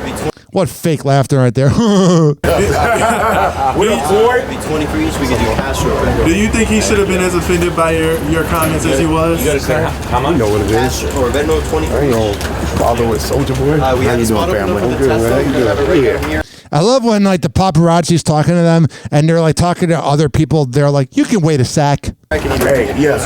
If you're gonna beef, you have to have a chest. That's first and foremost. Oh, jeez. You gotta have a chest. You can't work at a pig Tattoos. farm. Man, he was really cracking himself up with that one-liner. You hear that? You gotta have a chest. You can't work at a pig farm. Tattoos I can't see don't scare me. Yo, black ass, stop getting tattoos when you're that black. I can't tell if Marlon Wayans is a good dude or not. He seems freaking weird. But no, I'm good. Me and Soulja Boy cool. He just no beef with Soulja. Soulja Boy, get a chest. And you gotta have more than 2 songs to be have a 35-year prolific career. That's unfair. Soulja Girl, I just named all the songs, but I mean they weren't like #1 hits, but he had enough music. You can't do 2 songs, and I only remember one of them. Watch Me, You. All right, so you're going to say, Marlon Wayans, that you don't have beef with Soulja, and then you're ripping into him? Sounds kind of fake. Beef with me. Get out of here. Oh, whatever. I'll put you in one of the movies. I need a crackhead for the new scary. Wow, what a great joke. I need a crack and a meth head all mixed together. You're perfect. I need someone that looks like a wet Muppet. You're talking about your career. That's what I'm sick of hearing this freaking douchebag. I can't stand people that have a beef with somebody and then they're like, oh no, but I love him or I don't care or whatever. And then they do have a beef. It's like, shut up, shut up, shut up. Shut up. Diddy sues NBC for $100 million. He says, I didn't kill Nicole Porter. No, you just had her killed. Allegedly. R. Kelly goes down in flames on appeal, but only one judge thinks he's paying too much for Valtrex. Ew. All right. And we have the audio right here. The disgraced R&B singer argued in his appeal to the U.S. Court of Appeals for the Second Circuit in New York that there was insufficient evidence. Certain jurors should have been impaneled and counsel were ineffective. That's loser talk. Kelly wants the U.S. Supreme Court to hear his appeal, basically, that says my conviction in Illinois should be overturned. And the reason is they charged me for under a law that didn't exist when I committed the crimes, as they say. Did this come up during the trial? Yes, we raised this issue pre-trial, and it was denied. The government's position is that they admit that they applied a statute of limitations that did not exist at the time the conduct was allegedly committed, but they're saying we were permitted to extend it. It didn't harm him. It didn't violate what is known as the ex post facto clause. What an annoying voice. I bet she's great at winning arguments. And our position is not so fast. The lawmakers, Congress, passed a law that was intended to apply prospectively. So when they extended the statute of limitations... whatever. I can feel my audience getting bored. Blah, blah, blah. Gianni Paolo. So he played a character on the show Power and Power Book 2, which is a part of the 50 Cent universe. And he gave some advice to Lil Meech. Lil Meech is... Lil Meech is a guy on the show Black Mafia Family. It's on Stars. It's about, he played his dad, who's a murderer and a drug kingpin from Detroit. Big Meech. And Lil Meech, it's a great show, but it's very dark. And Big Meech just got released and whatever. And they're trying to make a movie, but they're trying to get the rights from 50 Cent. But Lil Meech, being the Gen Z kid that he is, he released 50 Cent's text messages. And here's Gianni telling him to stay clear of his warpath, being 50 Cent's warpath. I wanted to ask you, I know BMF is not returning. I know it's kind of, can't. That is sad. I like that show. Right now. Yeah. But what do you think about it not returning? Because I know it didn't get as many seasons as Power. I think they did 4. I think they did the same amount. I think they did? Yeah. Wow. The paparazzi really bring their prep. They did 4. The original Power did 6 and BMF did 4. But I don't know. It's a hard business. It's not easy to keep getting your show renewed. Obviously we had way more viewership, but... Oh, wow, that was a shot. That's just how it is, That's how it goes sometimes. Yeah. That was a little braggadocious. Obviously we had way more viewership, but that's just how it is, That's how it goes sometimes. Yeah, do you think that 50 should have given it, a little bit more time? 4 years is a lot, man. 40 episodes. I mean, it was a good show, but it was very hard to watch. It was based on real life. Power was more, there were funny times in it, and it was more of a soap opera. BMF gave me anxiety, man. Honestly, I think all the shows deserve more time. That's just how I feel. I don't think it's more of a 50 thing. I think it's more of a network thing, but... Yeah, the networks and radio companies and all this don't want to pay anymore. But when you don't pay for things, you get average results. Yeah, I think that all those shows deserved a lot more. So, yeah, I guess that's what it is, though, I know. What do you think about Little Meech? I mean, I know 50 Cent is kind of trolling him. Yeah. Do you think Little Meech should just stay quiet and just, what do you do in that position when 50's got you right there and you're like, Honestly, I would just stay quiet because 50's a demon. Him on social media the past couple days has been crazy with... Yeah, I like 50 Cent. I like his book. I like his movie. I like his TV shows. I like his music. but he can be a little petty, man. He's got a little high school vibe in him. Everything, if I'm Beatz, I'm staying quiet.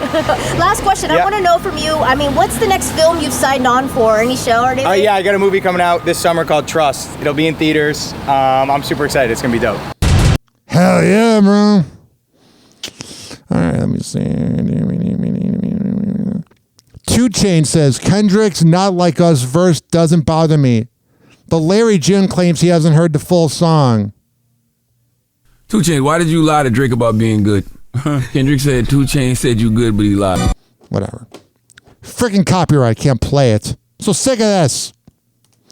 I hate how, like, every video has to play, like, the music. I don't know how they got the copyright. I mean, I know that's iHeartMedia and they play music, but what else do we have here? OnlyFans model Sophie Rain. Burglary suspect thinks they're engaged. Had bag full of cameras. Sophie Rain's alleged intruder is convinced he's her fiance and left her a bag of cameras and action figures after breaking into her home. Asia Sophie, an OnlyFans model and influencer, tells TMZ the suspect told police and his mother he was traveling to Florida to get married to Sophie and he's under a false impression they're engaged. That's got to be the scary thing about being on OnlyFans. That a lot of these guys get parasocial relationships, and this dude seems very mentally ill. He's not even a bad-looking guy. He kind of looks like someone that should be in the army. Like, he's bald, big ears. All right, here's that Asia Sophie girl who I'm going to have to do research later about. Here she is talking about what Sophie Rain got into. He was arrested, and we were then allowed to enter the home and make sure all of our belongings were there. They took his belongings, but he did end up leaving one suitcase that they didn't find because it was hidden in one of the offices. And so in his backpack that they took, he had cameras and some clothes, like just regular men's clothes. And they made sure that none of the cameras were ours, but we were kind of scared if he... I'd be scared too. He like hid cameras around the house. So we are no longer staying there, thankfully. Yeah, I wouldn't be there either. But in his suitcase, we ended up just finding more clothes and like action figures. So can you imagine being that mentally ill and that much of a loser that you think you're engaged to an OnlyFans star? The same one that claims to be a virgin? Us trying to like enter his mind, we're like, did he really think he was just gonna like stay here and like chill with us? Like, the thing is, one time I signed up for someone's OnlyFans about 1.5 years ago. And the thing with it is she was like, let's just talk more on my OnlyFans. And I go, okay, sounds good. But here's the thing, ladies and gentlemen, boys and girls, is that once I joined and she wanted me to pay $20 for a picture, it was only $3.99 to join. So they really get you. He brought like this flag of like, it said like, explicit content parental advisory or something, but like we didn't know if like maybe he thought this was a gift to us or something. So after we ended up getting the full she's got a really freaking cute voice report from the police, it turns out that he goes by something last name Rain, and he is convinced that he's engaged to Sophie Rain. Wow, he's really mentally ill. And he told his mother, because the police called his mother and said, like, you know, he's not from here. He's not from Florida. Do you know what he's doing out here? And she told the police that he told her that he was flying to Florida to marry Sophie Rain. Oh, jeez. So we ended up finding out that he's basically obsessed with her. Wow. Freaking weird, man. You're obsessed with a porn star. OnlyFans model, I mean. And it was really crazy because the more information that we got from police, we were able to find out more information ourselves online. And we found out that he was sitting outside of the house for about an hour, I think, just waiting for someone to... Wow. And this dude, if he does get mental health help, his name online is always going to be the dude that was obsessed with a porn star. Approach him. I mean, OnlyFans model. Until he found out that no one was there, and then that's when he approached the house. All right. So there's yeah. I can't imagine like I don't know. I did an interview about 1.5 years ago with a bunch of porn stars, and there was one that I kind of had a crush on. But it's weird when you like are attracted to a porn star, because like the thing when you have a girlfriend is like, unless they're cheating on you, you are the only one seeing them naked. But the thing is, ladies and gentlemen, boys and girls, when you're dating a porn star, like there's a radio guy, I don't want to say who, but there's a radio guy who his wife, they were swingers, and his wife became an OnlyFans model, and now she's doing full-on porn. I mean, when you try to date them, there's only so much loyalty they can provide. You know what I mean? It's a problem. All right. I'm loading this clip here. D.L. Hewley says that Kendrick's halftime was brilliant. Love that Trump had to watch it. Oh, let's make it political. Trump did look miserable during it, though. Mm-hmm. There's a school of thought among people that, that you should leave that kind of stuff out of, sports. But the only time America ever listens to black people is when we're running, singing, dancing, running, jumping, singing, dancing. Here's the thing. All of the Republicans that were mad that it was a little political, why are you not hating on Harrison Booker, the white guy last year when he was doing the commencement speech? That's a double standard. But then again, conservatives are a walking double standard. Are telling jokes. So I think it's incumbent on you as an entertainer, if you have a message, and I think he did, to deliver it in a way that both entertains and informs. And I think the people that didn't get it didn't want to. I liked it. I'm also a Kendrick fan because I've been listening since age 18. Mm-hmm. But I just feel it feels a little racist vibes. Like I try to not always go with the race card, but it feels very... Like when the halftime show was Eminem, people weren't complaining. Didn't want to. I think either they're Drake fans or Trump fans, and either way, who cares either way? The only time America ever listens to us, if you look at the most pivotal changes in American history, they've been at the behest of sports. Muhammad Ali, what he did. LeBron James, what he did. Yeah, kneeling. All of those movies were started by athletes who had a forum, and they used it to bring awareness. So if they don't like what's happening, find another sport. What's happening? You can watch bass fishing. No one wants to watch that, though. But it's just...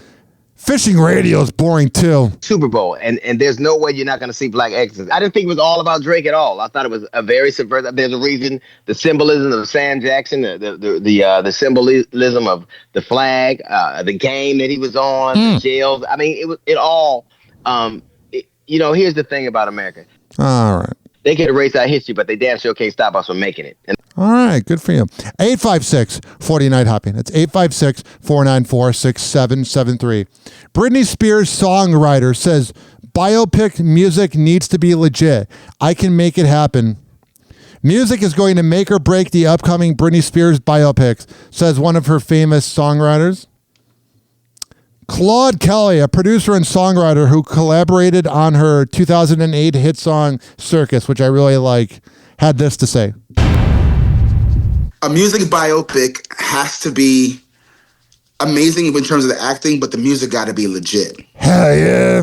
Right? The reason why we love Ray is because the music was legit. That is a good movie. The reason why we love, I love Bohemian Rhapsody and even the Elton movie because the music was legit.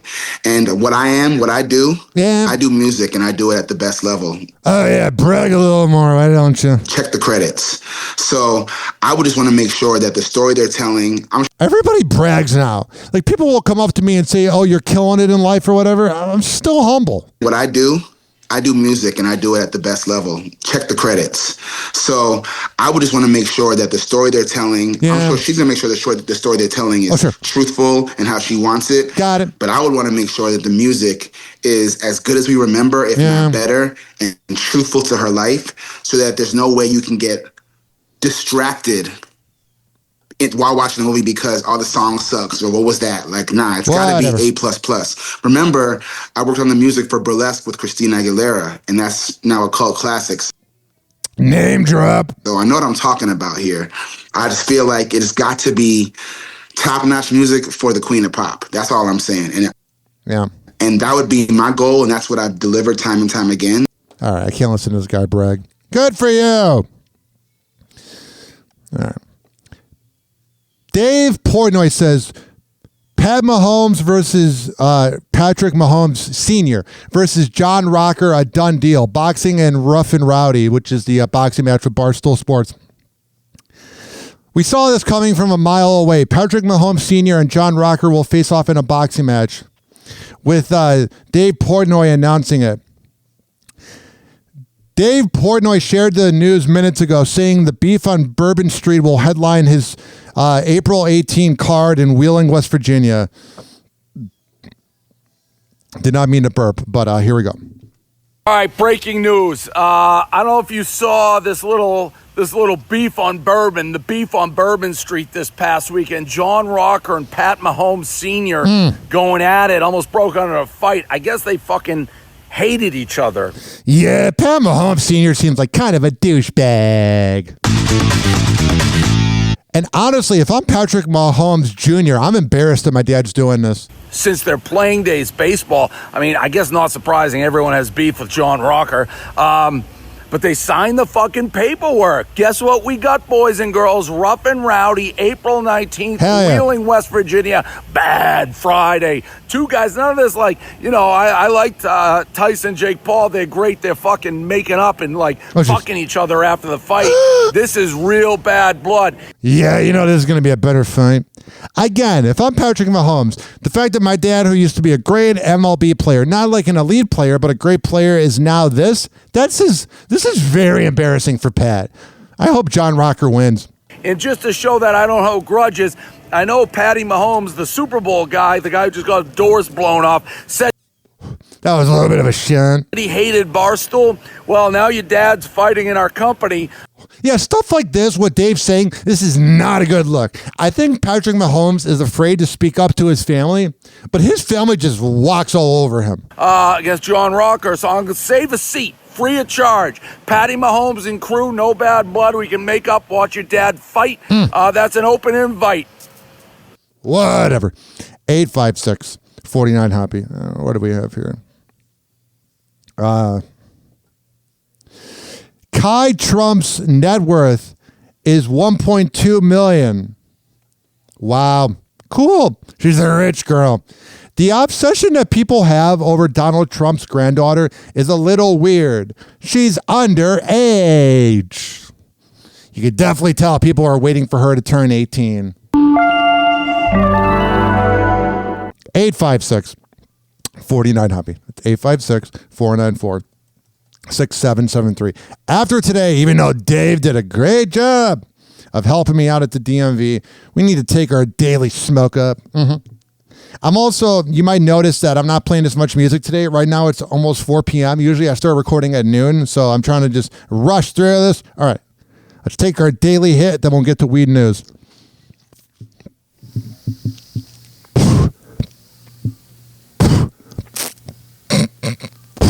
Oh, yeah. It sounded a little...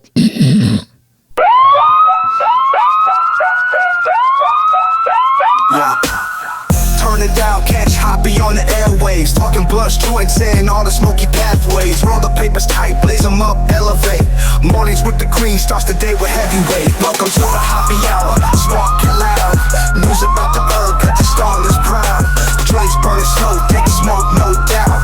High times, feel the vibe, let the green shout. Headlines hitting hard like a blunt to the brain. Got it. Legalization spreading wide, breaking chains. Whatever. Indica, mix it in the strain. Oh, sure. Cannabis culture got it flowing through the veins. Got it. So the Hoppe Hour, spark it loud. News about the Trump's administration secures release of American medical marijuana patient who was serving 14 years in prison. Feel the high rise. Yeah, we need to release everybody that has a weed crime in general. Weed news prime time, take the green ride. Welcome to the Hoppe Hour, spark it loud. Bipartisan governors in multiple states propose significant marijuana tax increases. And this is in Maine, Maryland, Michigan, and Ohio. Oh, man. Can we just get high in peace? That's all I want.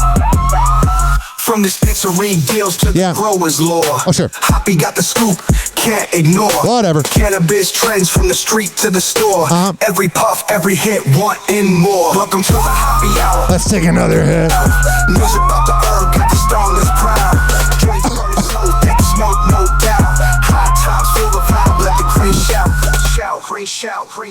All right. We're going to come back in Happy Hour and keep this party going right after this.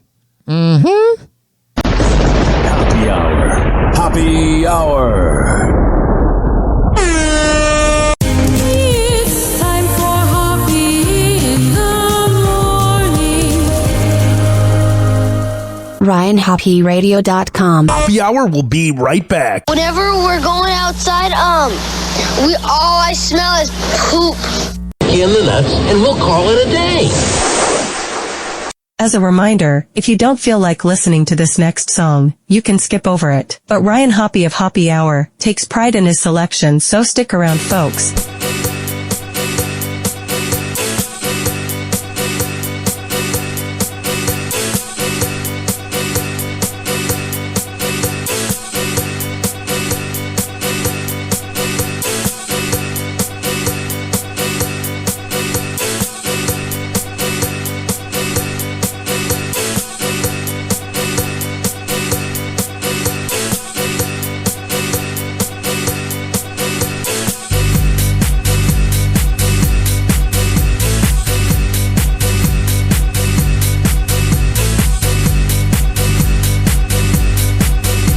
Michael.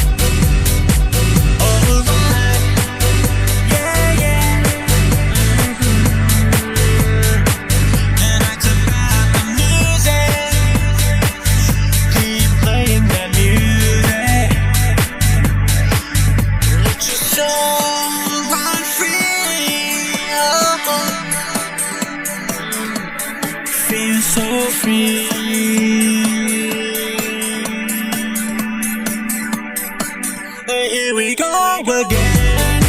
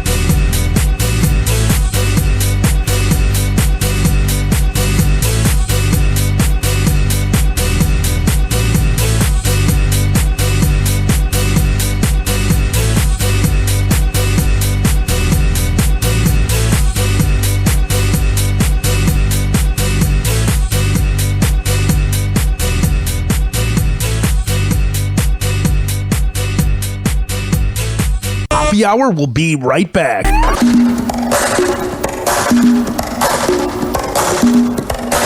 Oh, yeah.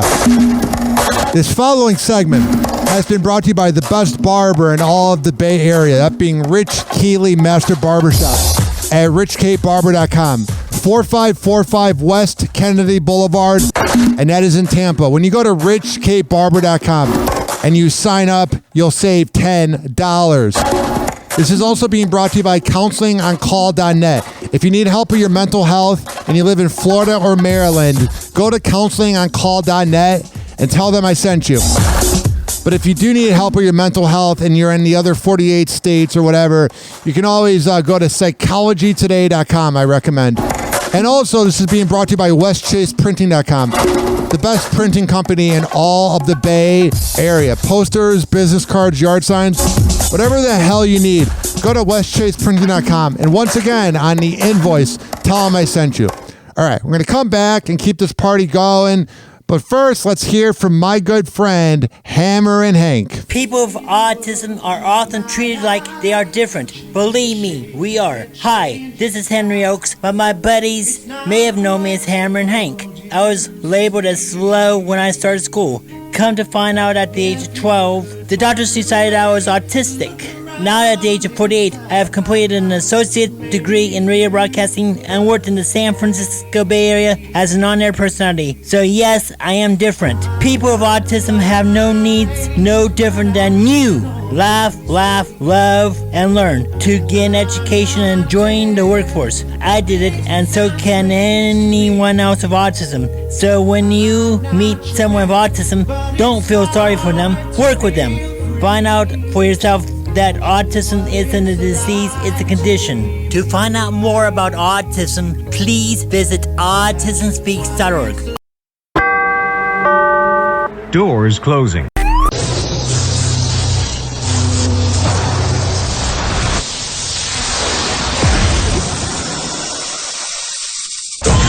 And now, something completely different. It's time for Hoppe in the morning. It's Happy Hour!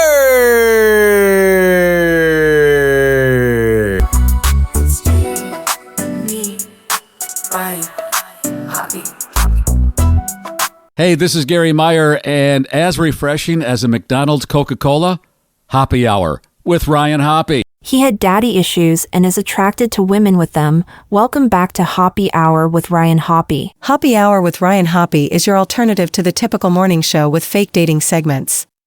Happy Hour. Happy Hour. Ladies and gentlemen, here it is, the most listened to radio show on the planet. Even the other stations are tuned in too.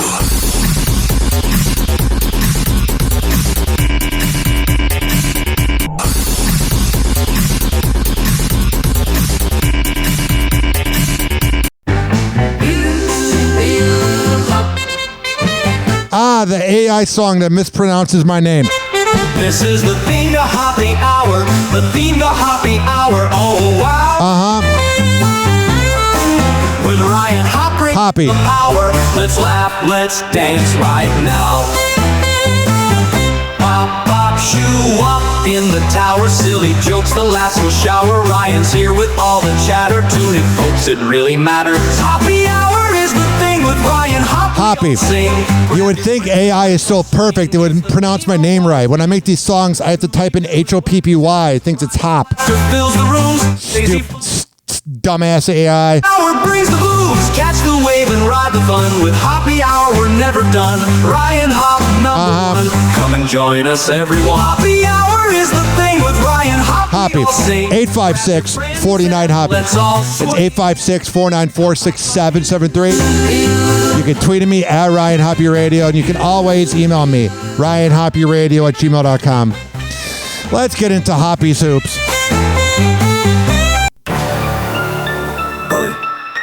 Yo. Ryan Hoppe on the mic, breaking down the scenes. NBA drama, living out the dreams. Ex-wives wilder, stories about the queens. Dropping knowledge bombs, all in on the schemes. Hoppe's moves, man, he knows it all. From scandals to the court, rise and fall. Tune in, now you'll have a ball. Hoppe Hour got that shock and awe. MJ Oh, yeah. Legends. We're about to get into Hoppe's Hoops, but I got my friends Jack and James and Nick Jennings here hanging out. It's very weird doing a show and having people in the room. So used to just doing it by myself. But if you guys want to hear the Nick Jennings interview, just go on my podcast feed and look back from a few weeks. All right. Let's see what's going on with Kevin Durant. Scandalous.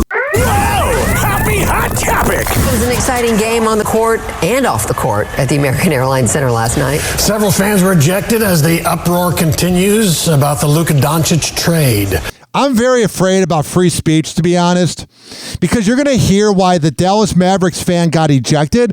And I'm telling you, you can't just trade your best player and a top 5 player in the league and then expect fans to be happy, especially when the guy you traded for, Anthony Davis, gets hurt in the third quarter. Fox Sports' Peyton Yeager spoke with some of those fans and has the latest on the rift between the fan base and the team. Peyton.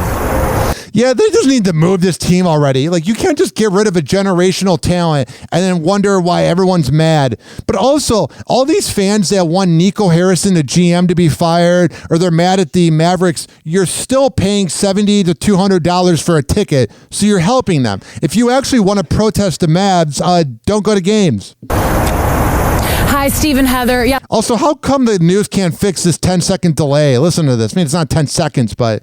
Hi, Steve and Heather. Yes, security here at the AAC has been on high alert, making sure fans follow the NBA rules. Here's the thing, though. As mad as I was that Luka Doncic got traded from the Mavericks, all these fans from the Mavericks are such losers. Like, get over it. It sucks that your guy got traded, and it's very sad, but get over it. Now, some fans at last night's game were looking to be seen or heard by Mavs general manager Nico Harrison. Yeah. One fan I spoke to this afternoon. Yeah, Nico's got a very punchable face. Believes he did nothing wrong. But I had intentions of going there that we were going to try to get a fire Nico chant going at some point in the game. Diehard Mavs fan Chris Taylor says while others might be on to healing, he's still hurt over the Luka trade. So this guy, we're going to play the clip, but this guy was had a sign that said fire Nico, and he got kicked out of the game. This is censorship at its finest. You can't just get rid of your best player and then expect... It reminds me of like when a radio show gets rid of somebody and then all the fans are mad that the co-host got let go, or a TV show gets canceled. Like, people invest their time, they invest their money, they invest everything into it, and then you're just going to like erase the past? So this is corporate America at its finest. With 2 minutes left in Monday's Mavs game against the Kings, Taylor started a chant while the Mavs were shooting free throws. The chant, it was fire Nico, caught the attention of Mark Cuban, who... Oh, shut up, Mark Cuban. Listen, I didn't vote. I don't lean on any political side, but he's such a liberal douchebag. He gets all mad about words, and God, just such a beta douche, man. Was sitting about 20 rows in front of Taylor, seen in a video that was posted on social media Tuesday. He says Cuban told him to sit down. How can Mark Cuban go onto that panel that we played yesterday when he's talking to Bill Gates and he made a joke about how he wasn't told about the trade and that there was a trade with Bill Gates? How can you go? Oh, geez. How can you go from that, ladies and gentlemen, boys and girls, to then him getting mad? You should be allowed to express what you feel. You just got rid of one of the best players ever. Told him to sit down. I pointed back at him and I said, "You sit down. You did this. This is your fault." That's not necessarily true, bro. Mark Cuban doesn't really own the team anymore. He's more of an ambassador. Like yelling it at the top of... So that's kind of false. My lungs. Do not put your hands on me. I did not violate any NBA protocol. No. Here's the thing that all these cloud chasers do, all these TikTokers and people, when they get in trouble, is they make things very dramatic. It's like the, oh my God. No. Taylor started filming once he was told by security to leave. At first he refused, but once Dallas police got involved, Taylor got up. Yeah, whenever the pigs get involved is when you're really worried. Our cameras caught Taylor and his friend, who was wearing a t-shirt with Mavs owner Miriam Adelson depicted as a clown, as they exited the arena. There's this weird phase that sports is going through where I feel like back in the day, the owners, even though they might have been cheap, they cared a little more about the teams. But the Dallas Mavericks getting rid of Luka still doesn't make any sense to me. Earlier in the game, a man appeared to mouth "Fire Nico" on the karaoke cam broadcasted on the Jumbotron. Of course a team, and listen, I'm not political, but of course a team that's associated with a liberal douchebag would be easily offended. You can't just censor fans. You were such babies. It's like I know radio shows that will only allow compliments to go on air or compliments to be in the comment section. It's like, if you're not allowing free expression, get out of here. He also brought a poster that read "Fire Nico" and was also kicked out. In a statement, the Dallas Mavericks said this fan broke a rule included in the NBA Code of Conduct, reading clothing, garments, or signs displaying explicit language, profanity, or derogatory characterization towards any person. Well, here's the thing. There was nothing explicit about it, and there was no profanity. So I guess it goes under the room of derogatory. But literally, there's nothing... Why are we so sensitive? There's nothing wrong with what he said. It wasn't like he said, F Nico, I want to burn your house down. In Taylor's incident, the Dallas Mavericks went on to say Taylor's friend, Garrett Bussey, was wearing a t-shirt that broke the code of conduct. Well, you messed up there. And they were, quote, intoxicated, disruptive, and uncooperative. I mean, everybody's intoxicated. I'd have to be drunk too, and I don't really even drink anymore. To go to a Dallas Mavericks game without Luka? Bussey and Taylor say they were not intoxicated. Mark Cuban sent an email to Fox 4 saying, "I didn't care what he was saying. He was saying it the whole game." At least you have fans that still want to go to the game. You literally get rid of your best player, and then you get mad that people are saying it? Have you never been to a game, Mark Cuban? Moron. "I cared that fans were booing him while we had the ball in crunch time or were shooting free throws." This reminds me of when Kawhi Leonard, after he left the Spurs, when he was playing for the Clippers like 2 years ago, and everybody was booing him, and then what's the name of his the coach? It's drawing a blank. Why am I drawing a blank on this? San Antonio coach. Greg Popovich. Don't know why I couldn't remember that name, because he's not been memorable the last 10 years. Remember when he went on the mic and he told everybody to be quiet? You can't tell fans who are paying for your franchise what they can and cannot do. Now, if he said, F Nico, I hope your house burns down, that type of chant, then I would get it. The time when they should be silent or cheering for the Mavs. Again, billionaire, douche, you can't tell us what to do. I have not used foul language one time. We were there as fans cheering the Mavs on to win the game.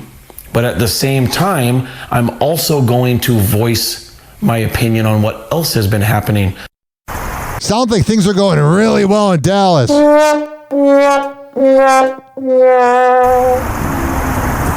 Again, how come the news doesn't fix this 5 seconds of dead air? I mean, I don't mind looking at this reporter, but... And new tonight, Steve and Heather, Nico Harrison attended the SMU basketball game here in Dallas. He was scouting for players that he'll end up trading once they become valuable. According to the Dallas Morning News. Cheap asswipe. Students were seen in a video chanting, quote, "Fire Nico." He goes to the other basketball game.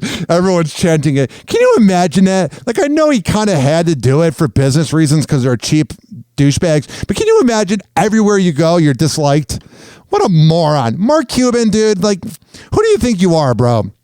Nico Harrison, it's just, you can't tell fans what and what not to do. If it was F Nico as a chant, I would get it.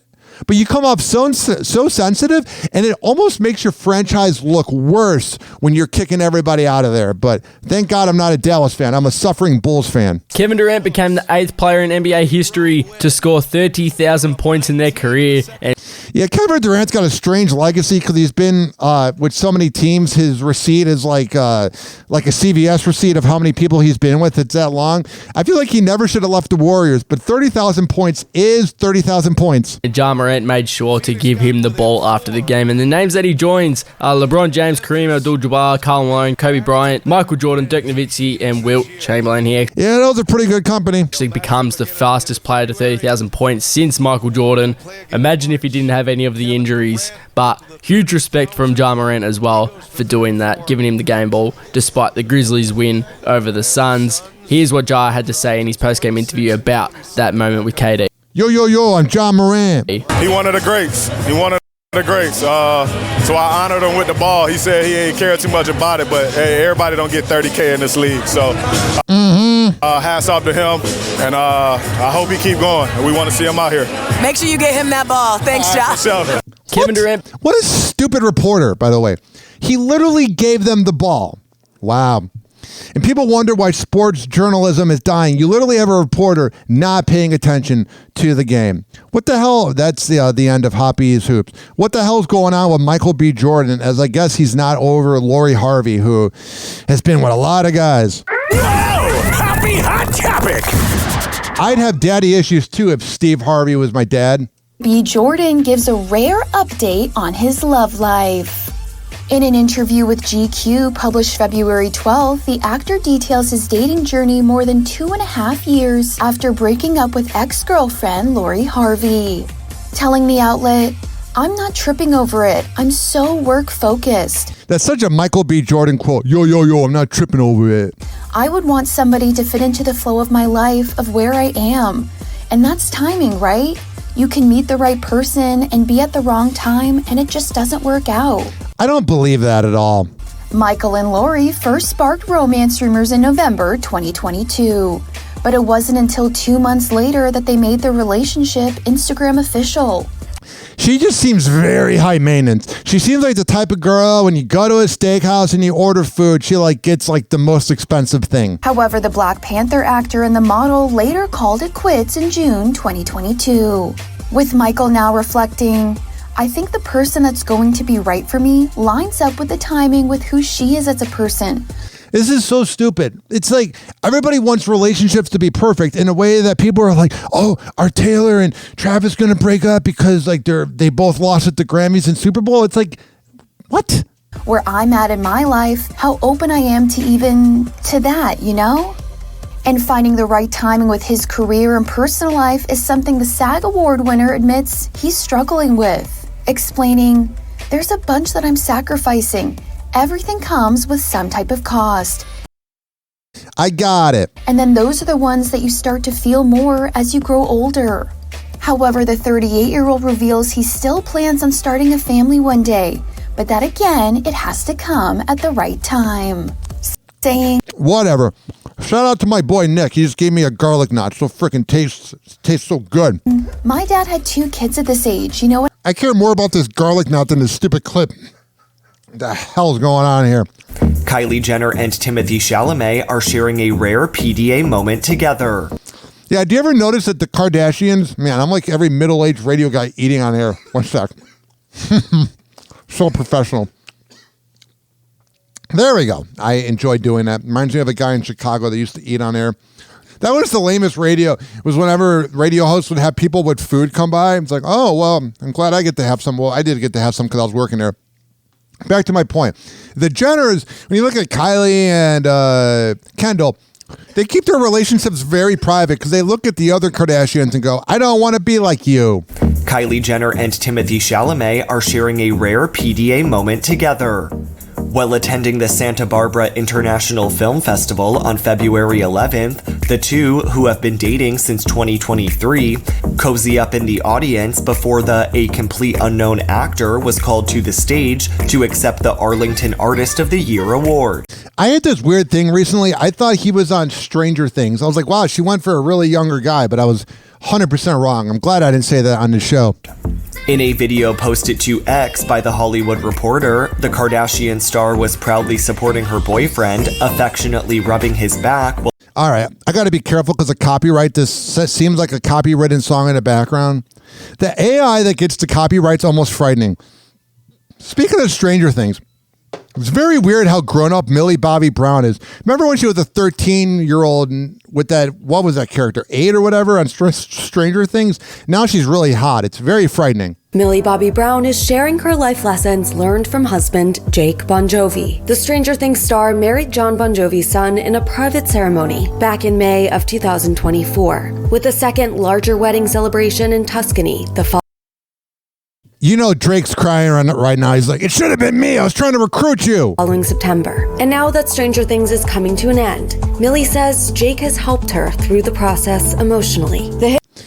I wonder if she realizes that Drake used her. I mean, I don't think they hooked up, but I don't know. Netflix show wrapped its last day of taping in December of 2024. And in a February 12th interview with Vanity Fair, Millie says she was crying on set. She tells the outlet, yeah, it's got to be weird. It's like an end of an era, you know what I mean? I don't actually like to cry at work. I'm a really emotional person, but I try to stay super strong. Jake was like, it's good. You have to get it out. And I just started welling up. And the pair may actually be planning their own films, with Millie saying she and Jake hope to develop films that amplify the stories that are not represented in Hollywood. She says, Jake's passion is creating stories that ultimately empower people. He shares such a similar goal to me in that. I want others to be able to watch my projects and feel empowered and feel like someone is rooting for that.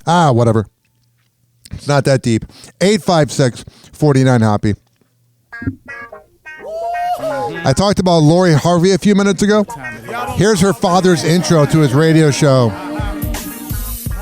Hat on, suit on, looking like a dapper dawn, giving them all dressed like $1 million bucks, diamond things in his cuffs. Y'all tell me who could it be? Steve Harvey. Oh yeah, listening to me.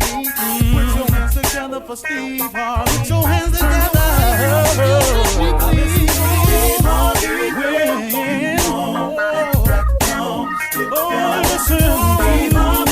Why don't you join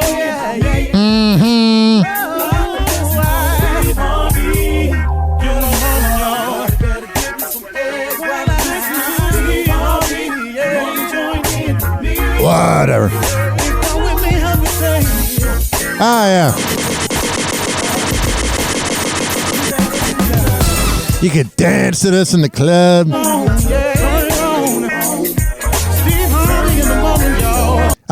Whatever. 856. I just felt like playing that. 49-HOPPY. That's 856-494-6773. It actually doesn't help me move past it. It makes it much worse. I almost didn't come. So yeah, it's hard for me to get on flights. Travis Barker still struggling with his fear of flying amid the recent deadly plane crashes. 16 years since surviving his own. And that was 16 years ago? Just a day of waking up, blessed with another day, another year is always like enough for me. Hell yeah, it's pretty good. Just weeks following the DC crash that killed everyone on board. This morning, tragedy near our nation's capital, the first commercial airline disaster in the U.S. in 16 years. The Blink-182 drummer tells Fox News he hesitated flying to New Orleans for his Run Travis Run event Super Bowl weekend. Yeah, I wonder how you get over that. It just gets harder and harder, especially when your biggest fears, like you start to see them come to life in reality when you kind of tell yourself, as my wife, you tell yourself, oh, those things never happen, and then just lately, I feel like we've been like plagued. I'm wondering if it's really just being reported more. So as my wife, you tell yourself, oh, those things never happen, and then just lately, I feel like we've been like plagued with seeing it almost every day. Travis's struggles stemming from the plane crash he survived with DJ AM in 2008 when their private jet crashed in South Carolina after it caught fire. I remember that. Travis opened up about the traumatic experience on Larry King Live in 2015. And every time we hit the ground, the flames and the smoke would get bigger, and right before, towards before the last impact, the plane was completely on fire. We were a ball of fire in the sky. That's freaking crazy. 856-49-HOPPY. Speaking of plane crashes. Whoa! Happy hot topic! And I'm not just talking about his career. We just had an emergency. We have one fatality still in one of the planes. They were dead on arrival. It was really overwhelming. Surveillance footage captured the collision in real time. At 2:38 p.m., Vince's Learjet 35A was arriving from Austin on runway 21. It then slams into a parked plane. The singer was not aboard his private jet when it collided. This is Vince Neil. In Scottsdale, Arizona, but his longtime girlfriend was. 43-year-old Rain Hanna suffered 5 broken ribs. She was hospitalized along with a friend and the jet's co-pilot. Also surviving, 2 dogs that the women were traveling with. Okay, I copy. The airport is shut down. I'll be right back with you. Vince praised first responders and said the investigation is ongoing. The deadly crash comes just 46 days before Motley Crue is set to begin their Las Vegas residency. So what happened? It appears that the left main gear failed upon landing, resulting in the accident. Yeah, that's no good. Look at this. A large piece of that landing gear still on the runway. Oh, geez. 856-49 Hoppe. And then here's some nonsense news. Andy Cohen's beginning to look old. Happy Hot Topic. It was a non-apology apology. No, I don't really feel bad about it, though. Andy Cohen is confronting Lisa Rinna about her latest comments. Yeah, she just seems insufferable. Watch What Happens Live host confronts the former Real Housewives of Beverly Hills star after she trash-talked the Bravo series' current 14th season by comparing it to the Titanic. Andy says this to Lisa during the February 11th episode of SiriusXM's Andy Cohen Live. I love Andy Cohen. Mm-hmm. Why are you saying that the show is the Titanic? You're on a podcast last week. I know. You mouth off. Oh, geez. Hello, have you met me? Yeah, you're kind of insufferable and the worst. I have, but you've been, I know, but you've so moved past the show. You're so doing your own thing. I'm sorry I hurt your feelings. Erica told me last night. Okay. I saw her in the show. I went to see Chicago. And did she tell you that you hurt her feelings too? No. Okay. Well, do you think you might have? Maybe. Okay. And I told her I was sorry. Because your friend is still on the show. I said I was sorry. So it's not just about me. Despite their back and forth. I agree with this comment. It seems kind of lame that he's trying to force an apology. Mm-hmm. The 61-year-old who left the Real Housewives of Beverly Hills in 2023 after 8 seasons doubles down on her jab, rephrasing it in a different way. It's not, I put my foot in my mouth. It's not that. That show's going to go on and on and on. I mean, we happen to be having a great... You misused your words. You didn't misuse your words. Call her out, bruh. I mean, I misused my words. Okay, it's a boat that's sinking. I don't know. Oh, you're annoying, man. You and your Karen haircut. That's what you meant to say? It's a boat that's sinking and not the Titanic? I mean, we're having one of the best seasons. I meant to say Titanic, and I shut up. Said it. Yeah. You're never the problem. Sorry I hurt your feelings. Let's move on. Andy goes on to tell Lisa it was a non-apology apology. Okay. Well, that was, you're not a housewife anymore, but that was a little bit. You're just bitter that you got fired, Lisa, and now you're washed up. Kind of a old school housewife apology. Oh, whatever. Bunch of nonsense. So what made you stop? This is Khloe Kardashian saying she tried to save Lamar amid addiction. Completely what made me stop is want to be next to my children. Oh, God. Wanting their respect. Yeah. I do believe that addiction is a disease. I really, really do. Okay. The truth is no one can save someone from that except for that own individual. I've tried countless times to save Lamar from that. It was my first experience with anybody like that. And yeah, that's got to be overwhelming. I had to learn the hard way that I can't save anyone in that position. And I tried and I tried and I tried. And I tried so hard. I almost lost myself. And I probably did at some points trying to save him. Whatever. 856-49 Hoppe. Kanye West is facing backlash over Kanye West that just skipped for some reason. facing backlash over anti-Semitic rants online. His website, Yeezy.com, is no longer online days after he used a Super Bowl commercial on February 9th to send people to the site, which was selling t-shirts featuring a swastika. Yeah, that's no good. Now, when visitors try to go on the Yeezy site, they are met with an error message. Yeah, you don't really see people defending him anymore. Shopify, the host of West website, told The Hollywood Reporter and Variety in a statement on February 11th that the swastika shirt violated its policy but didn't clarify which terms were violated. Quote, all merchants are responsible for following the rules of our platform. This merchant did not engage in authentic commerce practices. I love how they're not even saying his name. They're just saying him as a merchant. And violated our terms, so we removed them from Shopify, the statement said. And that isn't all the fallout Ye is facing. On Monday, February 10th, he was dropped by his music agent Daniel McCartney of 33 and West. McCartney revealed the decision on his Instagram story, writing, quote, effective immediately, I'm no longer representing Ye, FKA Kanye West, due to his harmful and hateful remarks that myself nor 33 and West can stand for. Yeah, I don't know why you want to piss off like your Jewish, co-workers. Pretty stupid. Peace and love to all. All of this comes days after Ye's Super Bowl ad aired. According to Variety, the ad was not shown nationally. It was only broadcast in Los Angeles and shot on an iPhone. It featured the rapper sitting at the dentist telling fans to go on his website where he... Honestly, when you film something on an iPhone, it's not as bad as it was like 12 years ago. He was only selling one item of clothing.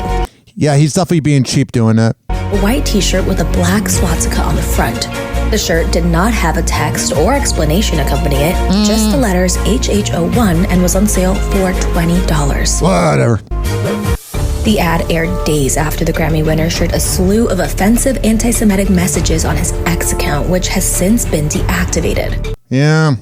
The Anti-Defamation League posted a statement on X on February 10th, condemning the sale of the shirts, writing, quote, I hate calling it X. As if we needed further proof of Kanye's anti-Semitism, he chose to put a single item for sale on his website, a t-shirt with a swastika. The swastika is the symbol adopted by Hitler as the primary emblem of the Nazis. Yeah, this is all thanks to Elon, making it seem cool to do this.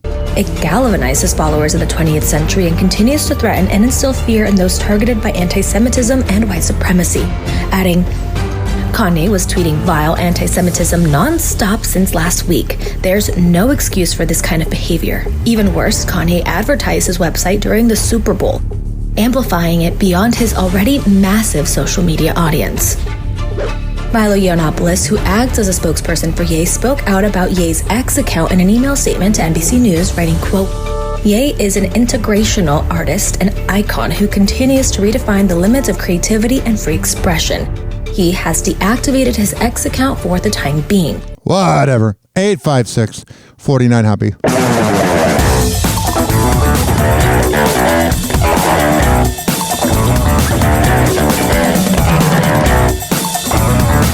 Welcome to TMZ Live, Harvey Levin here. Charles here. I loved the Super Bowl last night. Really? I really loved it. It was pretty freaking great. Even though it was a blowout game. I'll never root for them again, but... And it was never really in question. I'll tell you why. Because I was shocked at how poorly the Chiefs played. Right. And I was so impressed by the way the Eagles played. It was so interesting to watch it that way. I know you weren't just about the sports. There had to be something else that you enjoyed. No, I swear to God. I was really into this game. I really was. But halftime show is something we've been talking about for weeks and weeks and weeks. Yeah. And my money was on Kendrick Lamar actually singing or... All right, so it's about him removing the pedophile line from the song. Got to be careful about the copyright. This is some of the old news. Trump talks about Taylor. We got this right here. Bill Belichick, is he engaged to his girl? Was proving there may be some grudges that he holds, and also that he might be about to walk down the aisle with his girlfriend, Jordan Hudson.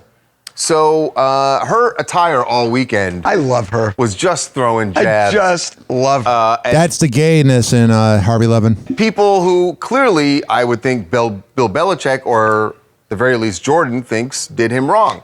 She was walking around on Saturday with a shirt that said that the Falcons were the champions the year that they played the Super Bowl against the Patriots and Bill Belichick. Of course, that was the game where the Patriots came from behind. It was 28-3. Oh yeah, they came from behind when they started their comeback and eventually won the game. So little trolling there because Bill had actually interviewed for a head coaching job at the Falcons last year. And pettiness works with her. And same thing happened on Sunday. She was wearing a jacket that certainly was defending Bill's good name. But everyone is looking at that ring that she was walking around with all weekend because everyone's wondering if they're, going to actually tie the knot here. I'm wondering what her relationship is with her father, because I've dated girls with daddy issues, and the more attention they need, the worse their father was.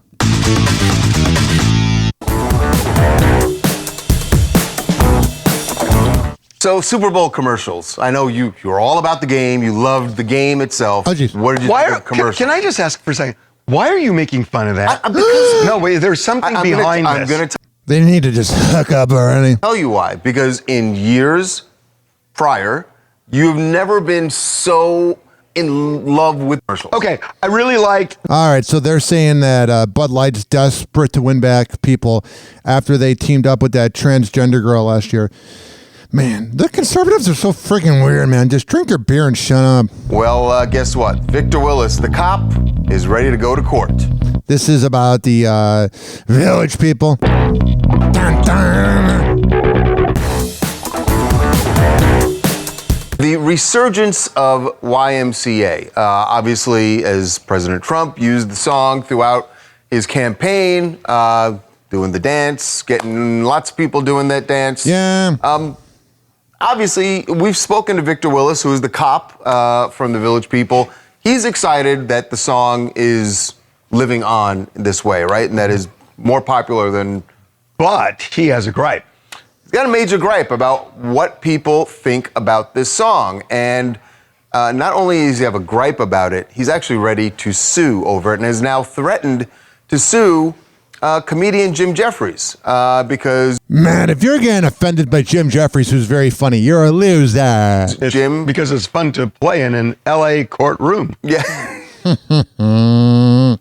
Is that the remix? That's the remix. Well, Jim was on his podcast last month and was talking about what he saw as the irony of Donald Trump's followers and fans being fans of YMCA. It's the language he used that has now gotten him threatened with a lawsuit. This is what Jim said. The Village People, like what they've done for a buck, right? Let's be honest. What is the YMCA song about? It's about dudes get a hostel. It's showers in a hostel, right? I love Jim Jeffries.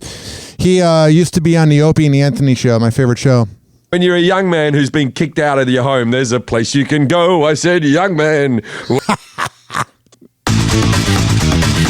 Love it. When you're short on your day. And everyone, all these right-wing people are dancing around to basically a song about bumming in the shower. Now, they're 5 gay guys of different races. Yeah. And they're like, they shouldn't typically been voting for Trump, right? But that's their payday. They're back in the charts. They're making a lot of money again. Very true. They get to do a big concert. So they've sold their soul a little bit. Well, Victor Willis, by the way, for the record, is not gay. Not gay, right. And he... Don't know about the other members, but... Right, and he's had a gripe over this for a long time, saying YMCA is not a gay anthem. I will just tell you, as somebody who grew up in the 70s... And is gay. When this song was huge, in certain places, it was a gay anthem. Yeah, he would know. Probably doing his thing. Harvey Levin was a wall. It was a playing.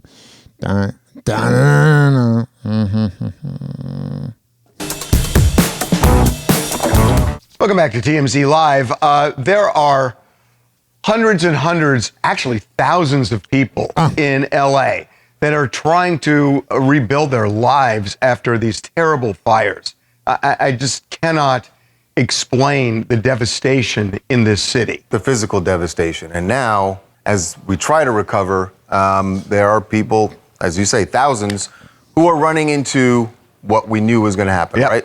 Insurance crises. Some major red tape, especially with insurance companies. And the insurance companies are already running to the government saying, we need more money, we need to hike the rates. We need to raise the... Yeah, I mean, it's just like, obviously people were talking about Luigi Mangione taking that dude's life.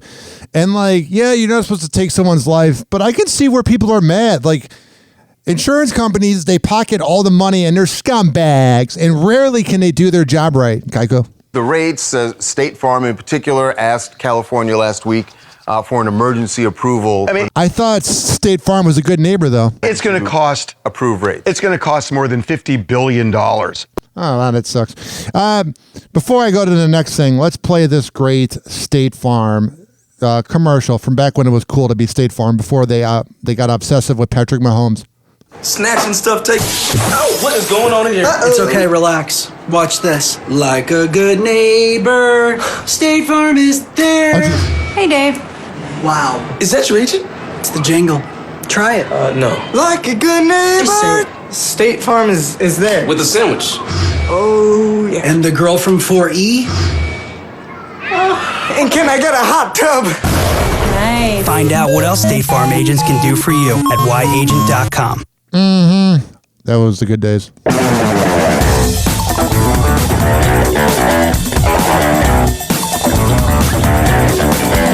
I love this music. Some people would be like, why don't you edit out the music? Because I want to party to it.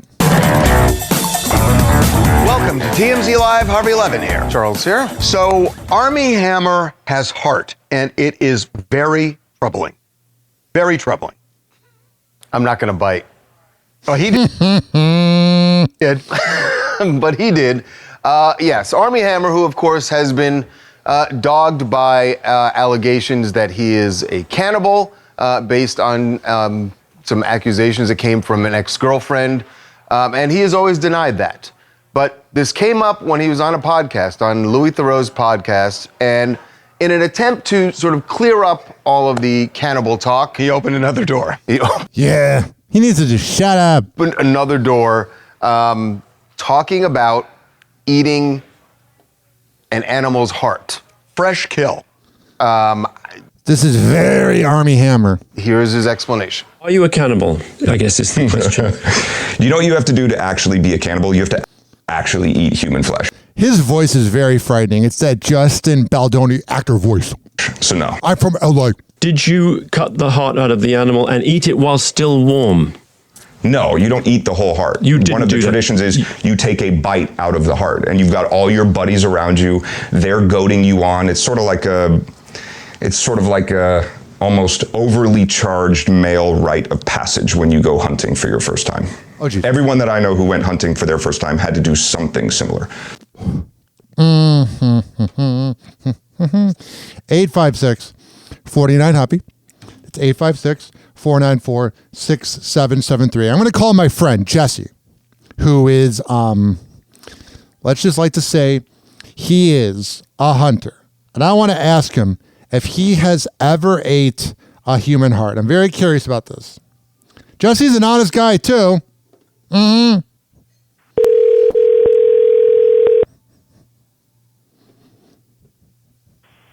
Leave a message.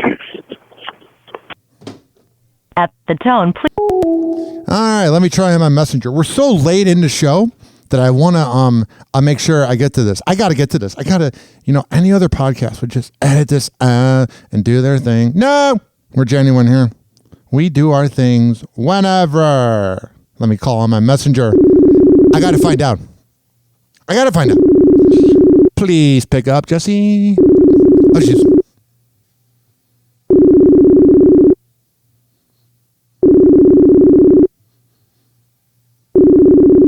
Oh, this is going so well.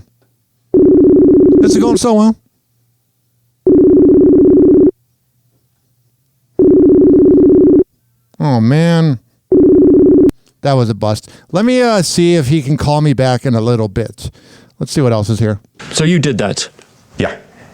not for the purpose of any cannibalism or any sexual gratification. So look, I think RFK would agree with this. I think RFK would totally agree. All with I it. was thinking when I see absolutely, fans, totally agree with definitely it. something. I'll have what he's having. Right. But here's the thing. Look, I am not a hunter, and I'm kind of abhorrent. Whatever. All right, let me get Jesse. Hi, Jesse. What's up, buddy? You just popped your cherry. You're on Happy Hour. Oh, I'll take it any day. Hell yeah, you will. Jesse, so Armie Hammer, the actor, have you heard of him? Buddy, I'm not in. I don't know many actors. I'll be honest with you. Okay. So Armie Hammer is a guy who had cannibal claims, and he got banned from Hollywood. And he went on a podcast, and I just played the clip. He went on a podcast, and he said he's not a cannibal, that he just eats animals' hearts because he says that's the rite of passage the first time you go hunting. Now, I know you are a hunter. Have you ever ate an animal's heart? I have many times. Oh, really? So this is like a real thing? This is a real thing, and they're actually very good. What does it taste like? It tastes like a piece of, if you take the silver skin off of it, it tastes like a piece of filet mignon. Wow. It tastes really good. Yeah, it does. Damn it, you're making me have to defend this actor. Wow, that's interesting. You know, Hoppe, I have some wrapped in bacon. That just means that we're going to have to grill some. Dude, I would definitely try it. All right, dude, you didn't really give me the answer I wanted. You kind of, defended it. You didn't really defend the actor, but that's interesting. All right, were you nervous when you first ate it?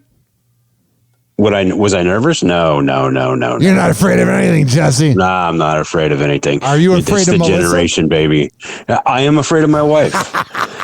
Yes, I am. I can solidly say that. It's the Puerto Rican in her. I didn't say that out loud. I love you, Melissa. All right, Jesse, I just had to get an outsider's answer on that. Thank you. I got you, buddy. I'll see you soon. Enjoy. You're doing great. Love the show. Love you, bro. Bye. Wow, that really worked out. Everything happened. Did a thing. All right, let's see what's going on here. Serena Williams. Let's see here. She defends the halftime show. Wants to clear up something about her Super Bowl halftime show appearance. But she didn't. Well, she attempted to. But she did. She thinks she did. She didn't.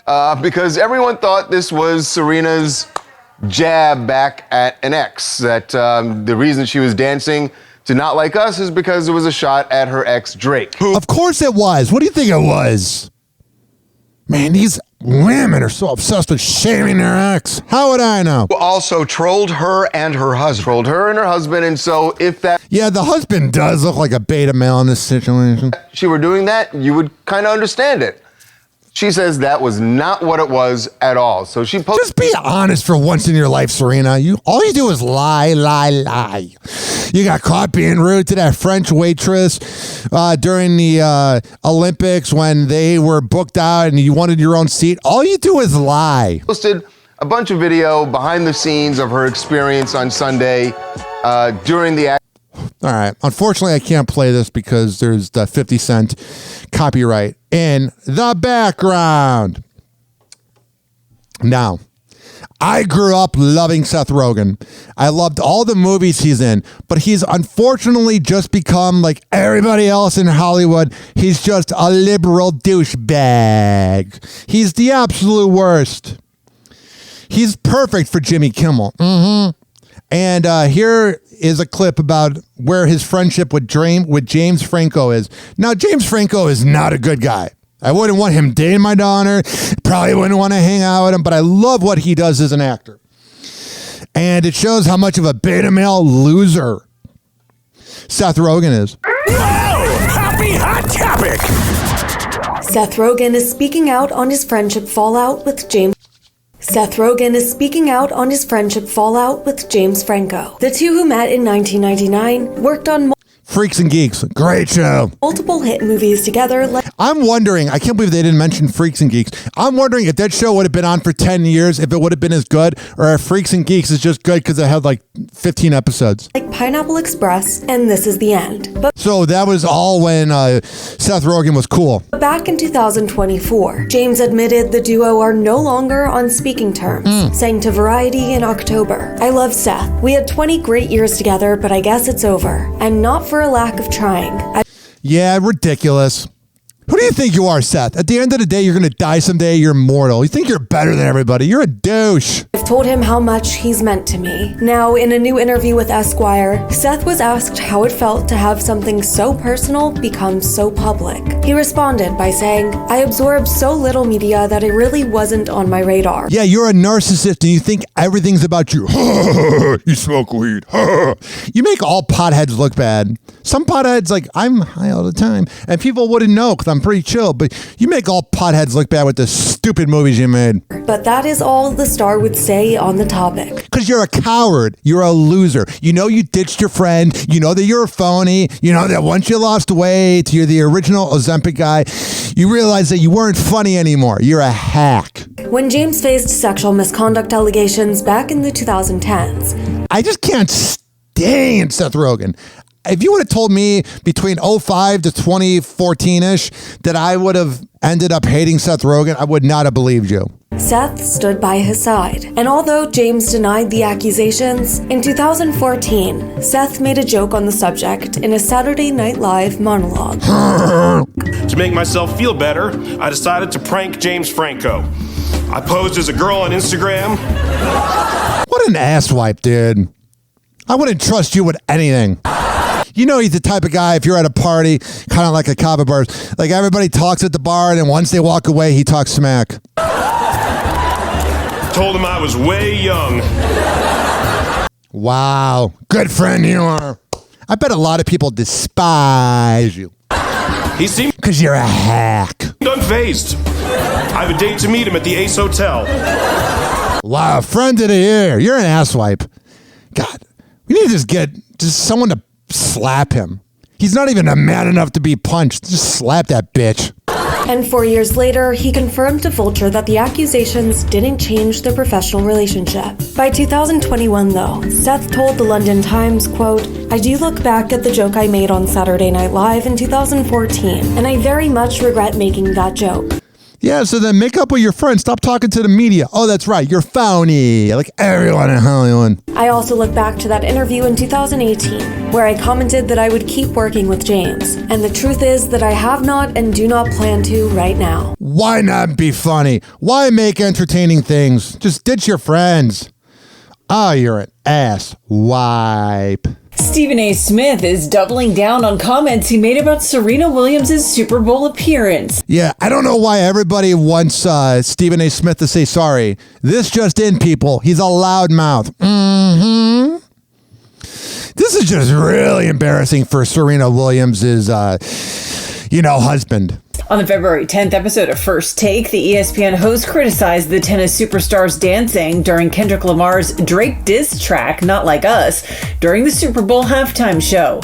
The ESPN host insinuated that Serena was, quote, trolling the Canadian rapper, who is her rumored ex. Of course she was. And then Serena lies, because all she does is lie. And she claims, I wasn't trying to make fun of him. Of course you were. Why else would you be up there? Loser. After reportedly dating in 2011. They didn't date, they hooked up. And like I said, there's that video of her and Rihanna. And she looks very mad that Rihanna's there. And the media's so freaking stupid. If I'm married and my wife is going to join trolling her ex, go back to his ass. Because clearly you don't belong with me. Oh, jeez. What you worried about him for and you with me? Wow, I never thought I'd find a day that I 100% agree with Stephen A. Smith. That just makes me feel very replaceable. Like, I've wondered about my ex-girlfriends that talk about me and whatever. Like, how that makes their girlfriends feel. After his comments about Serena received backlash on social media, Stephen is now taking to X, formerly Twitter, to reinforce. You don't have to keep telling us that it was formerly Twitter. We know. Of course, what he said. He writes in the February 11th post, quote, "Please go back and look at exactly what I said. I was talking overall from a man's perspective." Hell yeah. Highlighting what most men would think. I didn't utter a single disrespectful word about Serena. Yeah, that's pretty spot on, you know what I mean? Because like I said, people, I deal with this online. They want to hear what they want to hear. I dealt with this on TikTok. People just think they hear something, but they didn't. No issues with folks getting upset of literal serious stuff one's pissed about. This doesn't qualify, peeps. Steven, who insists he was just joking, continues, quote, "Damn, y'all, it's not that serious." Serena, however... Yeah, I don't know why people are getting so offended about Stephen A. Smith. He's literally an entertainer, kind of. ...is getting the last laugh, ignoring her haters and... Yeah, but she keeps addressing it so you know it bothers her. Like, I have a ton of haters online. I ignore it. Mm-hmm. Wrote a celebratory post on Instagram featuring a behind-the-scenes look of her show-stealing moment at the Super Bowl. God, I would just go up to her and be like, "You're the worst." Alongside the video, February 11th, she writes of how her appearance came to fruition, writing, quote, "I knew my winning dance after the Olympics would pay off one day." No, you did it because you wanted to rub it in your ex's face. Of course you did. Just be honest. Just be honest. You don't have an honest bone in your big bone body. She adds, quote, "When Kendrick Lamar and team called and was like, we've been trying to do something forever. What about this?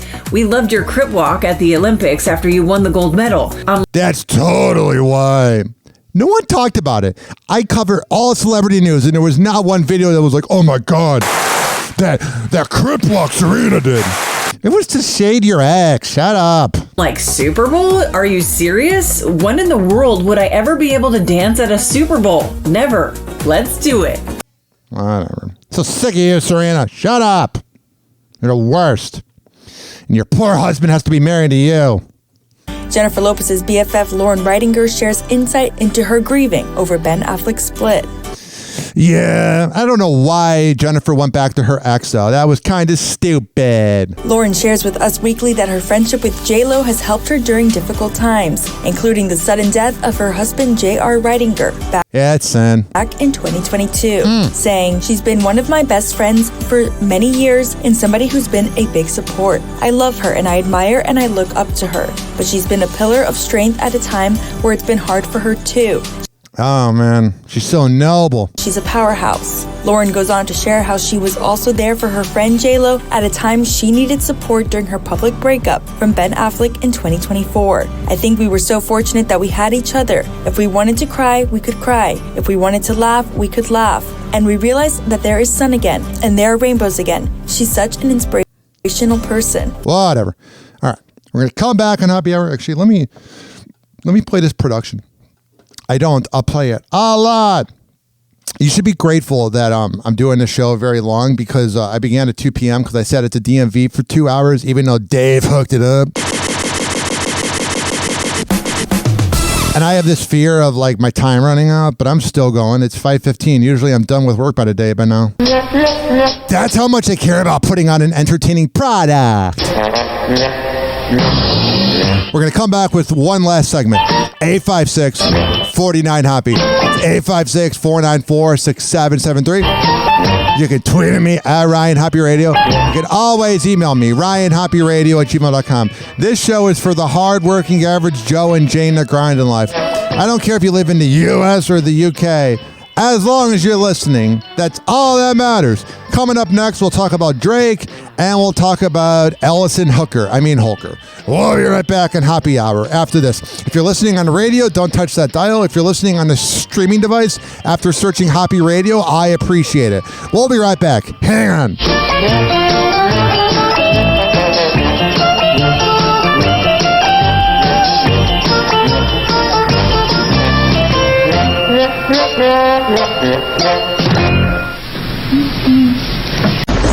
Happy Hour.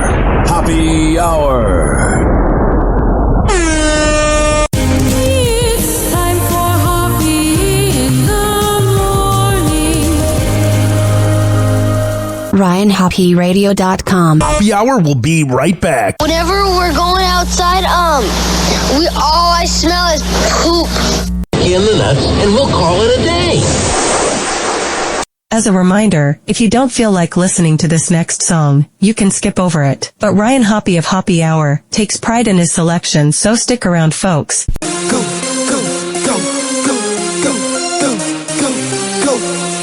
Nigga, I'm just playing with you.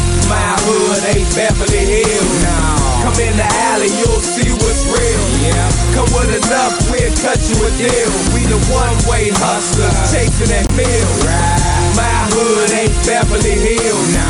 Come in the alley, you'll see what's real. Yeah. Come with enough, we'll cut you a deal. We the one-way hustlers, chasing that meal. Right. On the block, bang, bang, boogie. I'm the candy man with a bag full of goodies. Oh, but these ain't for the children. These for them smokers behind the building. Damn, getting money is a hell of a feeling. If you ain't stacking chips, what's the point of dealing? You don't hear me cry about dollars. If it's money in the street, then it's money in my wallet. They say it's all about the money and the power. So cop the weed and a whole lot of powder. You made it in a week, and I made it in an hour. I roll with killers and you roll with cowards. Dark City is dangerous, and it ain't too many niggas that's scared to bust. But niggas know they can't play with us, and them out-of-towners know they can't slang with us. Cause my hood ain't Beverly Hills. No. Come in the alley, you'll see what's real. Yeah. Come with enough, we'll cut you a deal. We the one-way hustlers, chasing that meal. Right. My hood ain't Beverly Hills. No. Come in the alley, you'll see what's real. Yeah. Come with enough, we'll cut you a deal. We the one-way hustlers, chasing that meal. In my hood, they get it crackin', homie. So gats is on me. Hood version of Axel Foley. Round the way, them cats is hungry. They bust clips and they don't fuck with the rats or police. Don't act like you Bama's know me. You're wrong. We can't get along like Shaq and Kobe. All I do is sit back and blow trees. So you know my 4 favorite words is acid, drove, please. This youngin's running with a rack of OGs. It's a cold world, so we have to hold heat. Keep talking, I'll leave your ass with no teeth. Had you running home like that bastard told me. Why shoot you? My man to clap you for me. Had your shirt looking like you spilled ravioli. Got a problem? Man, I smash the whole beef and make it to the hood right back in one piece. Cause my hood ain't Beverly Hills. No. Come in the alley, you'll see what's real. Yeah. Come with enough, we'll cut you a deal. We the one-way hustlers, chasing that meal. Right. My hood ain't Beverly Hills. No. Come in the alley, you'll see what's real. Yeah.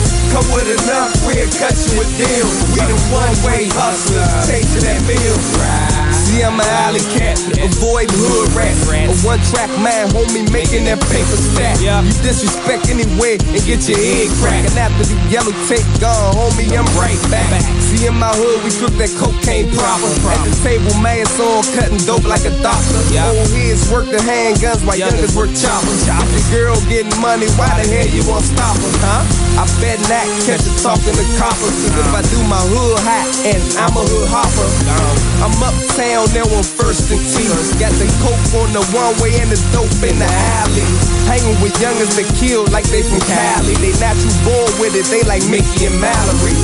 I don't hate them, I just put them on salary. Tell them murk any clown in the club that smile at me. Cause my hood ain't Beverly Hills. No. Come in the alley, you'll see what's real. Yeah. Come with enough, we'll cut you a deal. We the one-way hustlers, chasing that meal. Right. My hood ain't Beverly Hills. No. Come in the alley, you'll see what's real. Yep. Come with enough, we'll cut you a deal. We the one-way hustlers, chasing that meal. Right.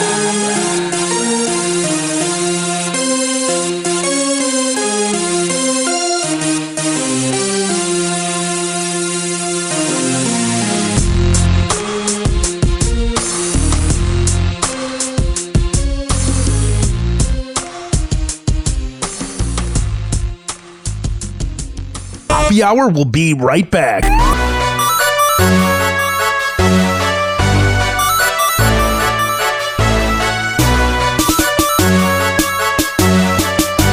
Oh, yeah. Last segment. And we have a lot of sponsors to get through. Which it's always funny whenever I tell people I got a new sponsor. They're like, oh, do you have a drinking problem? Like, no, sponsor for my podcast. This following segment has been brought to you by BigForkBrands.com.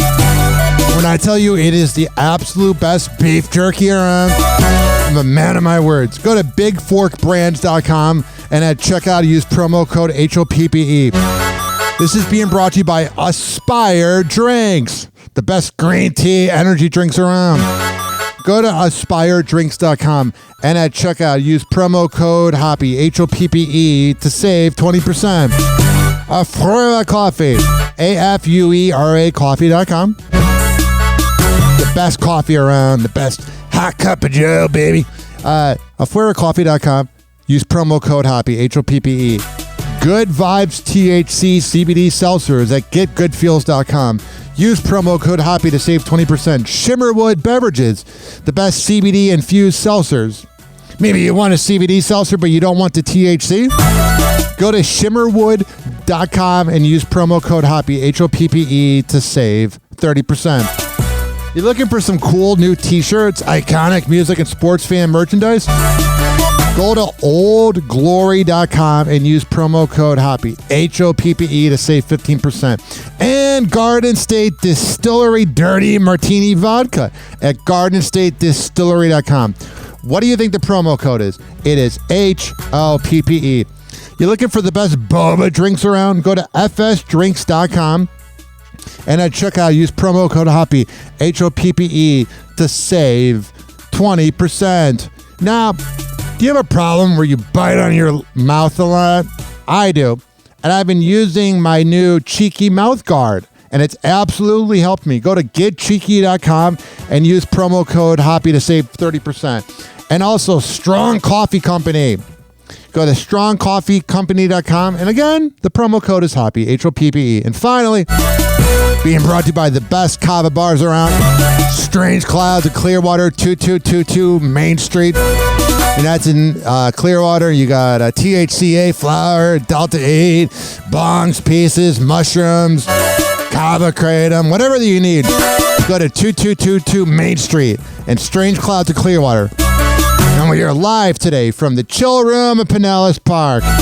My girl Leah made me an amazing coffee and kava.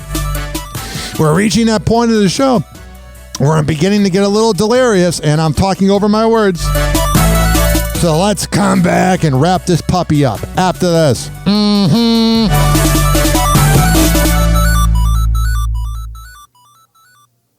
People with autism are often treated like they are different. Believe me, we are. Hi, this is Henry Oakes, but my buddies may have known me as Hammer and Hank. I was labeled as slow when I started school. Come to find out at the age of 12, the doctors decided I was autistic. Now at the age of 48, I have completed an associate degree in radio broadcasting and worked in the San Francisco Bay Area as an on-air personality. So yes, I am different. People with autism have no needs, no different than you. Laugh, love, and learn to get an education and join the workforce. I did it, and so can anyone else with autism. So when you meet someone with autism, don't feel sorry for them. Work with them. Find out for yourself that autism isn't a disease, it's a condition. To find out more about autism, please visit autismspeaks.org. Autism Speaks. It's time to listen. Doors closing.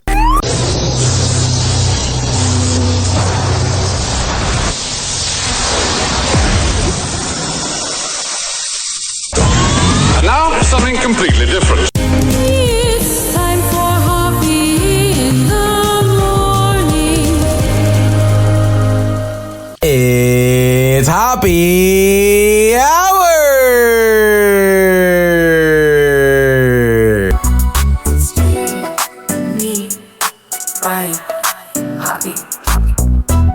Hi, this is Drew Lane from the Drew Lane Podcast, and you are enjoying Hoppe Hour with Ryan Hoppe. Hey, this is Gary Meyer, and as refreshing as a McDonald's Coca-Cola, Hoppe Hour with Ryan Hoppe. Live from Tampa Bay, you are tuned in to Hoppe Hour. The golden age of radio is alive and well on Hoppe Hour with Ryan Hoppe. Hoppe Hour. Happy Hour. Ladies and gentlemen, here it is, the most listened to radio show on the planet. Even the other stations are tuned in too. I really need to play, or I really need to make new AI music, but I just want to listen to this song again.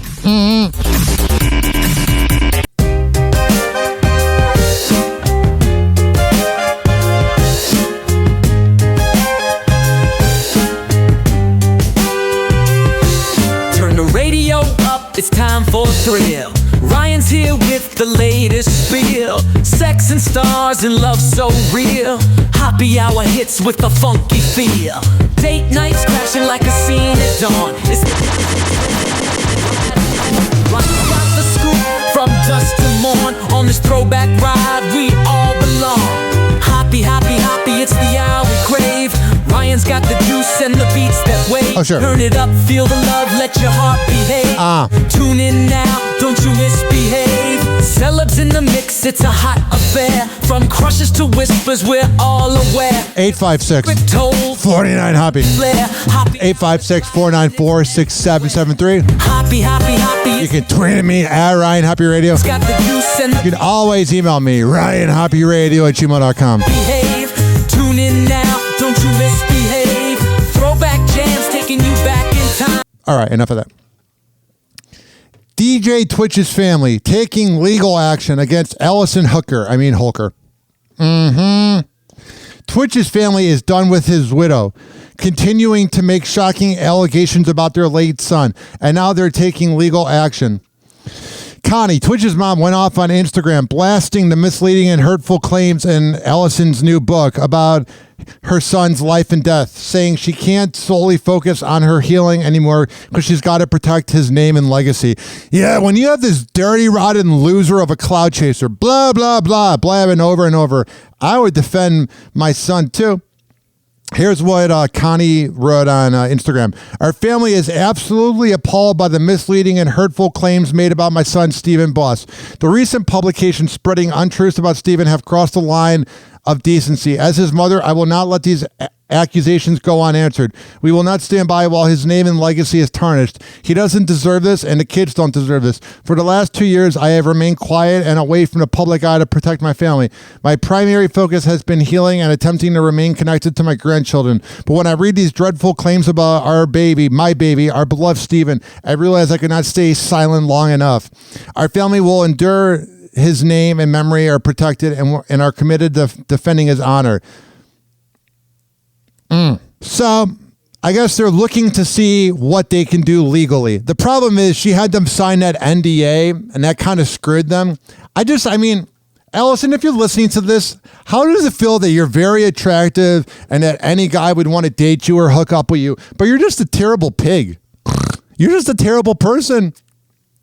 I can't imagine what he felt like being married to you. Like, I know you're probably a fun time and you do your thing or whatever, but I can't imagine being married to you, you imbecile. All right. Here is Stephen Twitch's boss's mom on CBS Mornings with Gail King. We'll play the full clip and really break this down. Whoa!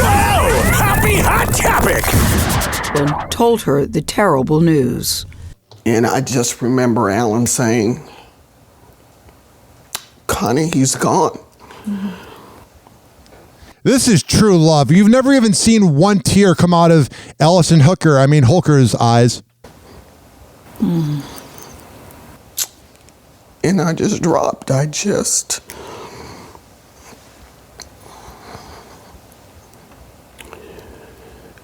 You can't imagine those words. Yeah, it's not really ideal. She lost her son. I can. Connie says she is still processing Stephen's death and what she says happened next when she flew to California to be with Allison and the children. The intent was to grieve together, be a family together. They loved him, I guess. Right, Ellison Hooker? We're a family. We're boss. And we wanted to be there for her. We were, trying to figure out what we were going to do or what she wanted to do in terms of plans. And then I got a phone call saying we need you guys to sign non-disclosure agreements. Yeah, that's really sketchy. Mm-hmm. And we were like, why? What's going on? What is this for? And she says, well, somebody in the family has sold a story to a magazine. Yeah. You know, Allison was freaking out. She's like, oh my God, the person that made me famous is dead. What can I do? I can write a book about him and pretend to care about him. And we were like, what are you talking about? Who did this? And she said, Granddad.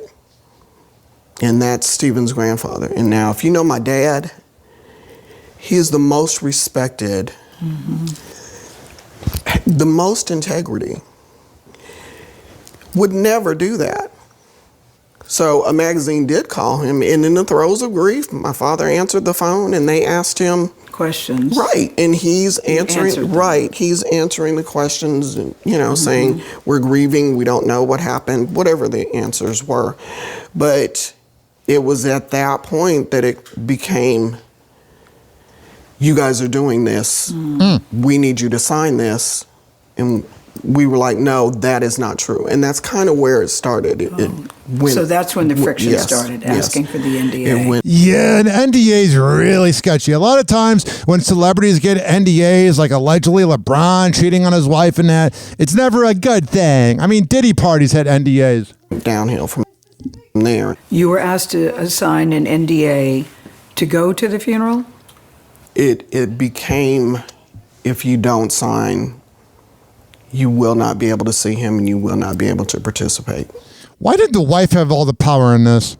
Connie says she signed a revised version of the non-disclosure agreement so that she could see her son before he was cremated. In her now-released memoir, Allison Holker expressed concern about pictures of Stephen leaking to the public. To make me sign a document to see the child that I brought into the world? Yeah, the woman that actually loved him? I can't even put into words what that feels like. Yeah, can you imagine, like, you're the one that actually cares about him and you get screwed? And, this was a sensational story so definitely there are going to be people out there who would take advantage of that. So I truly understand that. I guess my issue with it is that we are family. This goes to anybody with any gender. If you have somebody that's dating you for what you are and there's like little red flags, you got to be careful. I'm his mother. What did you honestly think I was going to do? His brothers, his grandparents, his uncle, his aunts. What did you think we were going to do?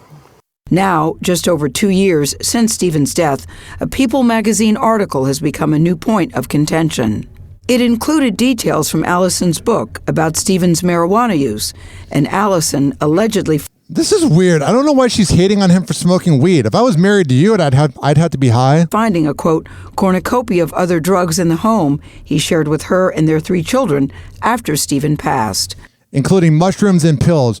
What's weird to me is, like, I take pills for my bipolar and I take mushrooms sometimes. If I died, are people going to shame me? And when you read it for the first time and heard it, what did you think? How did you react? Immediately it was, oh my God. And then it was, this is going to be out there for the kids. Yeah, but I thought Allison loved him. Kids to see. The People article also included details about Stephen's private journals, where Allison says he alluded to being sexually abused as a child. And this is the disgusting part. The being on drugs thing is not defendable to release and talk about. But when you are talking about him being touched allegedly as a kid, you are a disgusting person and you will be remembered as a cloud-chasing pig. I don't care how good looking you are. I guess my thought is, first of all, that was his story to tell. Were you aware that that was even a possible issue for him? No. In the People article... A lot of people feel shame when it happens. Well, she alludes that he may have been, that he seemed to indicate that he had been sexually abused by a trusted male figure in his life. No. You were not aware of any of that? No.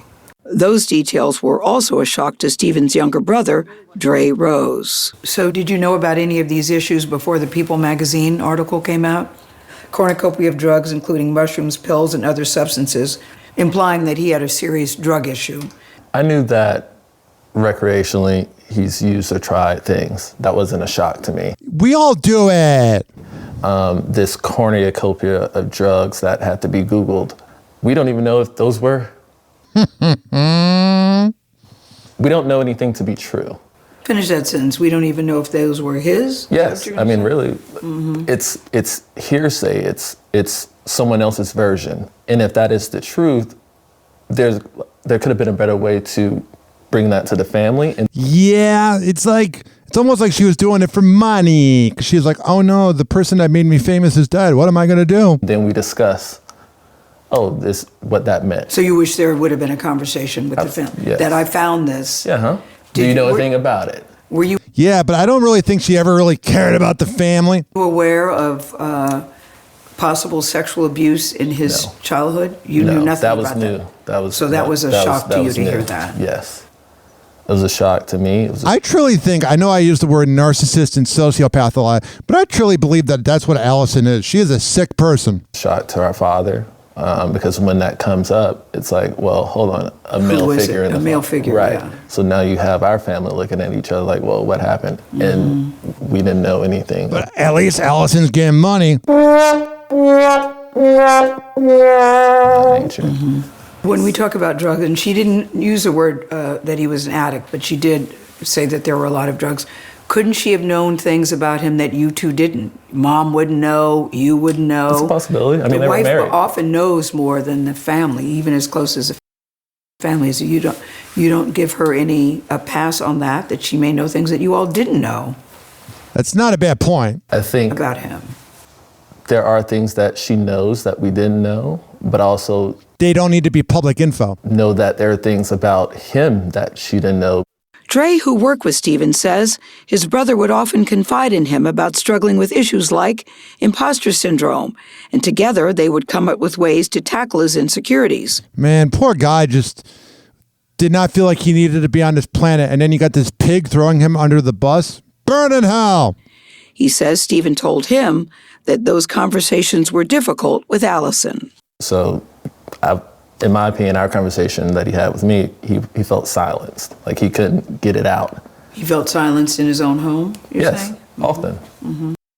Yeah, you're married to her. And he didn't sign a prenup probably, so you're kind of screwed in a way. Often. I mean, he loves his wife. I mean, can you imagine like being a cloud chaser like Allison Holker, and like you just screw over this guy that seemed like a really good dude? It's disgusting. Love those kids. Yes. And he would definitely give them his last. But in any situation in which you can't have a conversation and get resolved, it becomes one-sided. And I mean, I didn't mean to say that, but you know. I believe, because you asked about their relationship, I can say that there were many conversations there was no resolve. Mm-hmm. But he would always say to me, this is life, the lights are on, I'll figure it out. A lot has been made about the NDA, that the family was asked to sign an NDA, to go to the funeral, to have the wake. What is your take about this NDA? The NDA made my brother's life and experiences pretty much intellectual property. Yeah, that ain't good. The family shared a copy of the initial confidentiality agreement, which Dre says was sent by Allison's assistant 3 days after Stephen's death. Why is the assistant getting involved, you moron? Can't stand Allison. She makes all women look bad. It names Allison Holker, her family, and Stephen Boss as beneficiaries. Yeah, you're definitely the first one to put your name as the beneficiary, because it's all about you. And says that confidential information about their professional or business endeavors, personal lives, and any photographs, films, or videos cannot be disclosed, even in the course of casual discussions to any person or entity. Yeah. In a revised version of that That's really sketchy. NDA, the Boss family and Allison's team changed the terms of the agreement from an unlimited time frame to apply only to the information learned between the time of Stephen's death and his memorial service. Yeah, that's I know God. It was presented to us as, we don't want pictures at the wake and funeral and things of that nature. That's a fair request. Two things can be true. Yeah. But if you have that... You can tell Gail's trying to be the contrarian. Shut up. In the beginning of the NDA, and then in the fine print, it says all these other things that are included. That's the concern. After the People magazine article was published, members of the Boss family and the public began reacting. All right, are we not going to read the post? Jesus Christ, reporter. The first one is from Big L from his family. She's been trying to tarnish his legacy and refuses to let the Boss family see the children, only to exploit and lie on my cousin. The next post is from Kourtnei Ann Platt.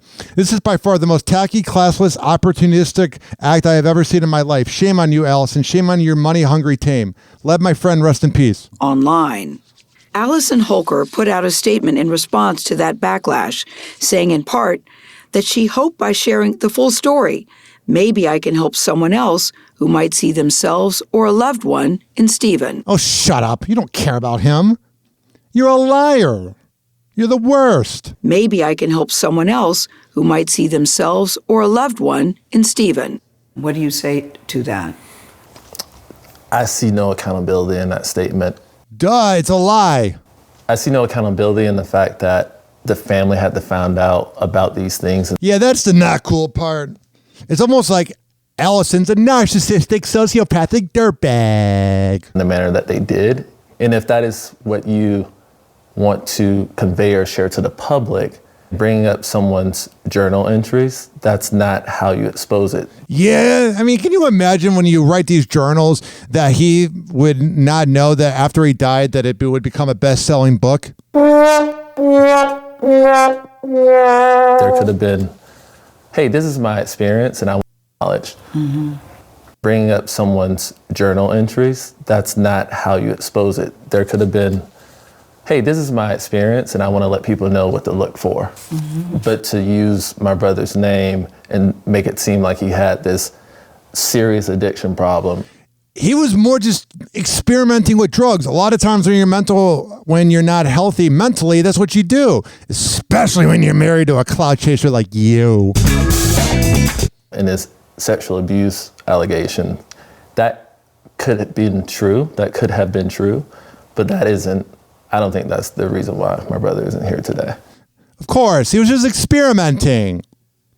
What a loser. And then we saw like a month ago that teenage brat daughter of hers like defended her mom. Of course you would. Your mom has all the money. You don't.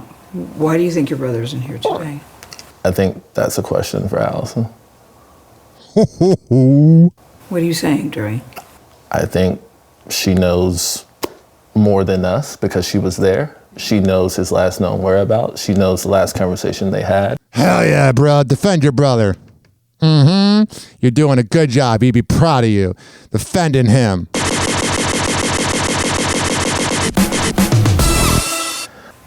So the way to heal, because ultimately you want to see your grandchildren and you want to see your nieces and your nephews. So what do you do to heal this? Burn all the books. And I'm not even saying it's all on you, but what can be done to heal this? Extend the offer for a conversation. Yeah, she's going to hide behind that NDA like the coward that she is. Dre? I feel like we've extended our hand the past 2 years. That's a very good point, bro. Mm-hmm. And there hasn't been consistency. Extended outside of social media. Outside, oh yes. Yeah, outside of social media. There's many messages and phone calls where... Gail King's a good interviewer, but she's very passive-aggressive, like her lover, Oprah. We've been left unread or not acknowledged. Mm-hmm. So to me, it's changed behavior. Like if you make an act that shows kindness, if you embody the spirit that my brother had of kindness and love and light, give that light to his family. You want to help people, help his family heal, because we're going through it as well. Yeah. Now, in a statement Connie Boss Alexander sent us after finishing Allison Holker's book, she said in part, "Devastated does not begin to describe my pain. I am blindsided and heartbroken by the cruel, reckless implications in her book which not only dishonor my son's memory, but also inflict irreparable harm on our grieving family. Literally, Allison Holker cannot say that she loves him, because if she did, she would care about what his family says. You're a cloud-chasing imbecile. I can't say it enough. In a statement to CBS News, Allison Holker says this. Says, I am a cloud chaser and no one really loves me besides when I give them sex. Connie has and will continue to be a positive and loving figure in Allison and Stephen's son, Maddox, and daughter Zaya's lives. That's what every cloud chaser does, is when you confront them, they change the subject. From grandparents' day at school to family lunches, ice cream dates, and Stephen's brother Cameron's video game, meetups with Maddox. We hope to continue these traditions over the years and work together to keep Stephen's memory alive. With that statement, I don't even remember what the family said. Do you know what I mean? A lot of times when a narcissist gets confronted, they will change the subject and then you forgot what you're arguing about. But I do remember this part. Allison Holker, you are the worst person ever. Happy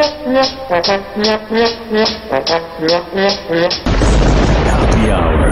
Happy hour. TikTok, clocks at juke, we're playing cruel pranks. Hoppy's hour almost done. Feels like robbery in banks. Ryan Hoppe on the mic, dropping wisdom in streams. Syndicated sorrow, now it's time to shatter dreams. Oh, the Hoppe hour is coming to a close. Radio waves fading like a wilting rose. Laughter and joy dissolving in the air, but we keep the rhythm. Oh, life's just so unfair.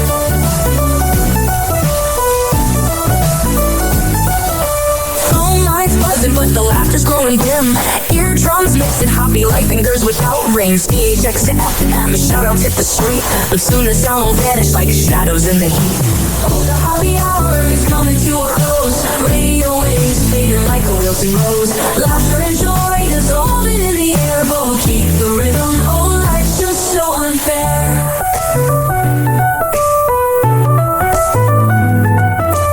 Phone lines buzzing, but the laughter's growing dim. Eardrums mixing Hoppe like fingers without rings. DHX to FM, shout-outs hit the street, but soon the sound will vanish like shadows in the heat.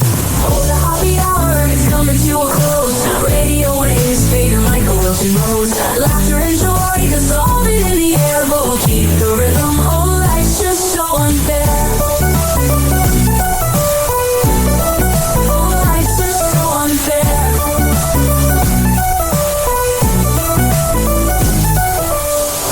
Every night like clockwork to a show. Now it's time to face the silence like a TV on snow. Ryan Hoppe held the mic with humor so divine. The void left in our hearts wider than a canyon line.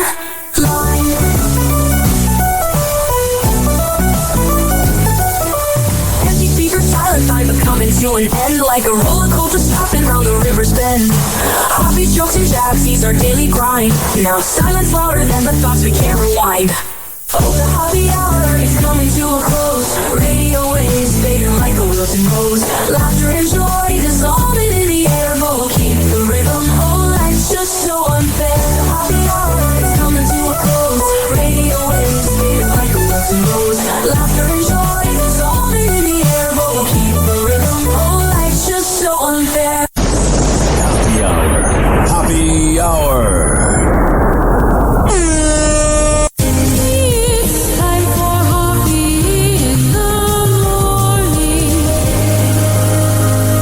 RyanHoppeRadio.com. And like that, he's gone. Whenever we're going outside, all I smell is poop. I'll kick you in the nuts and we'll call it a day. Happy hour is now over.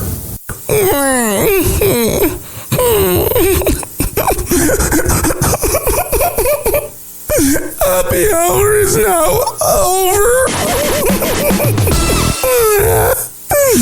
Game over.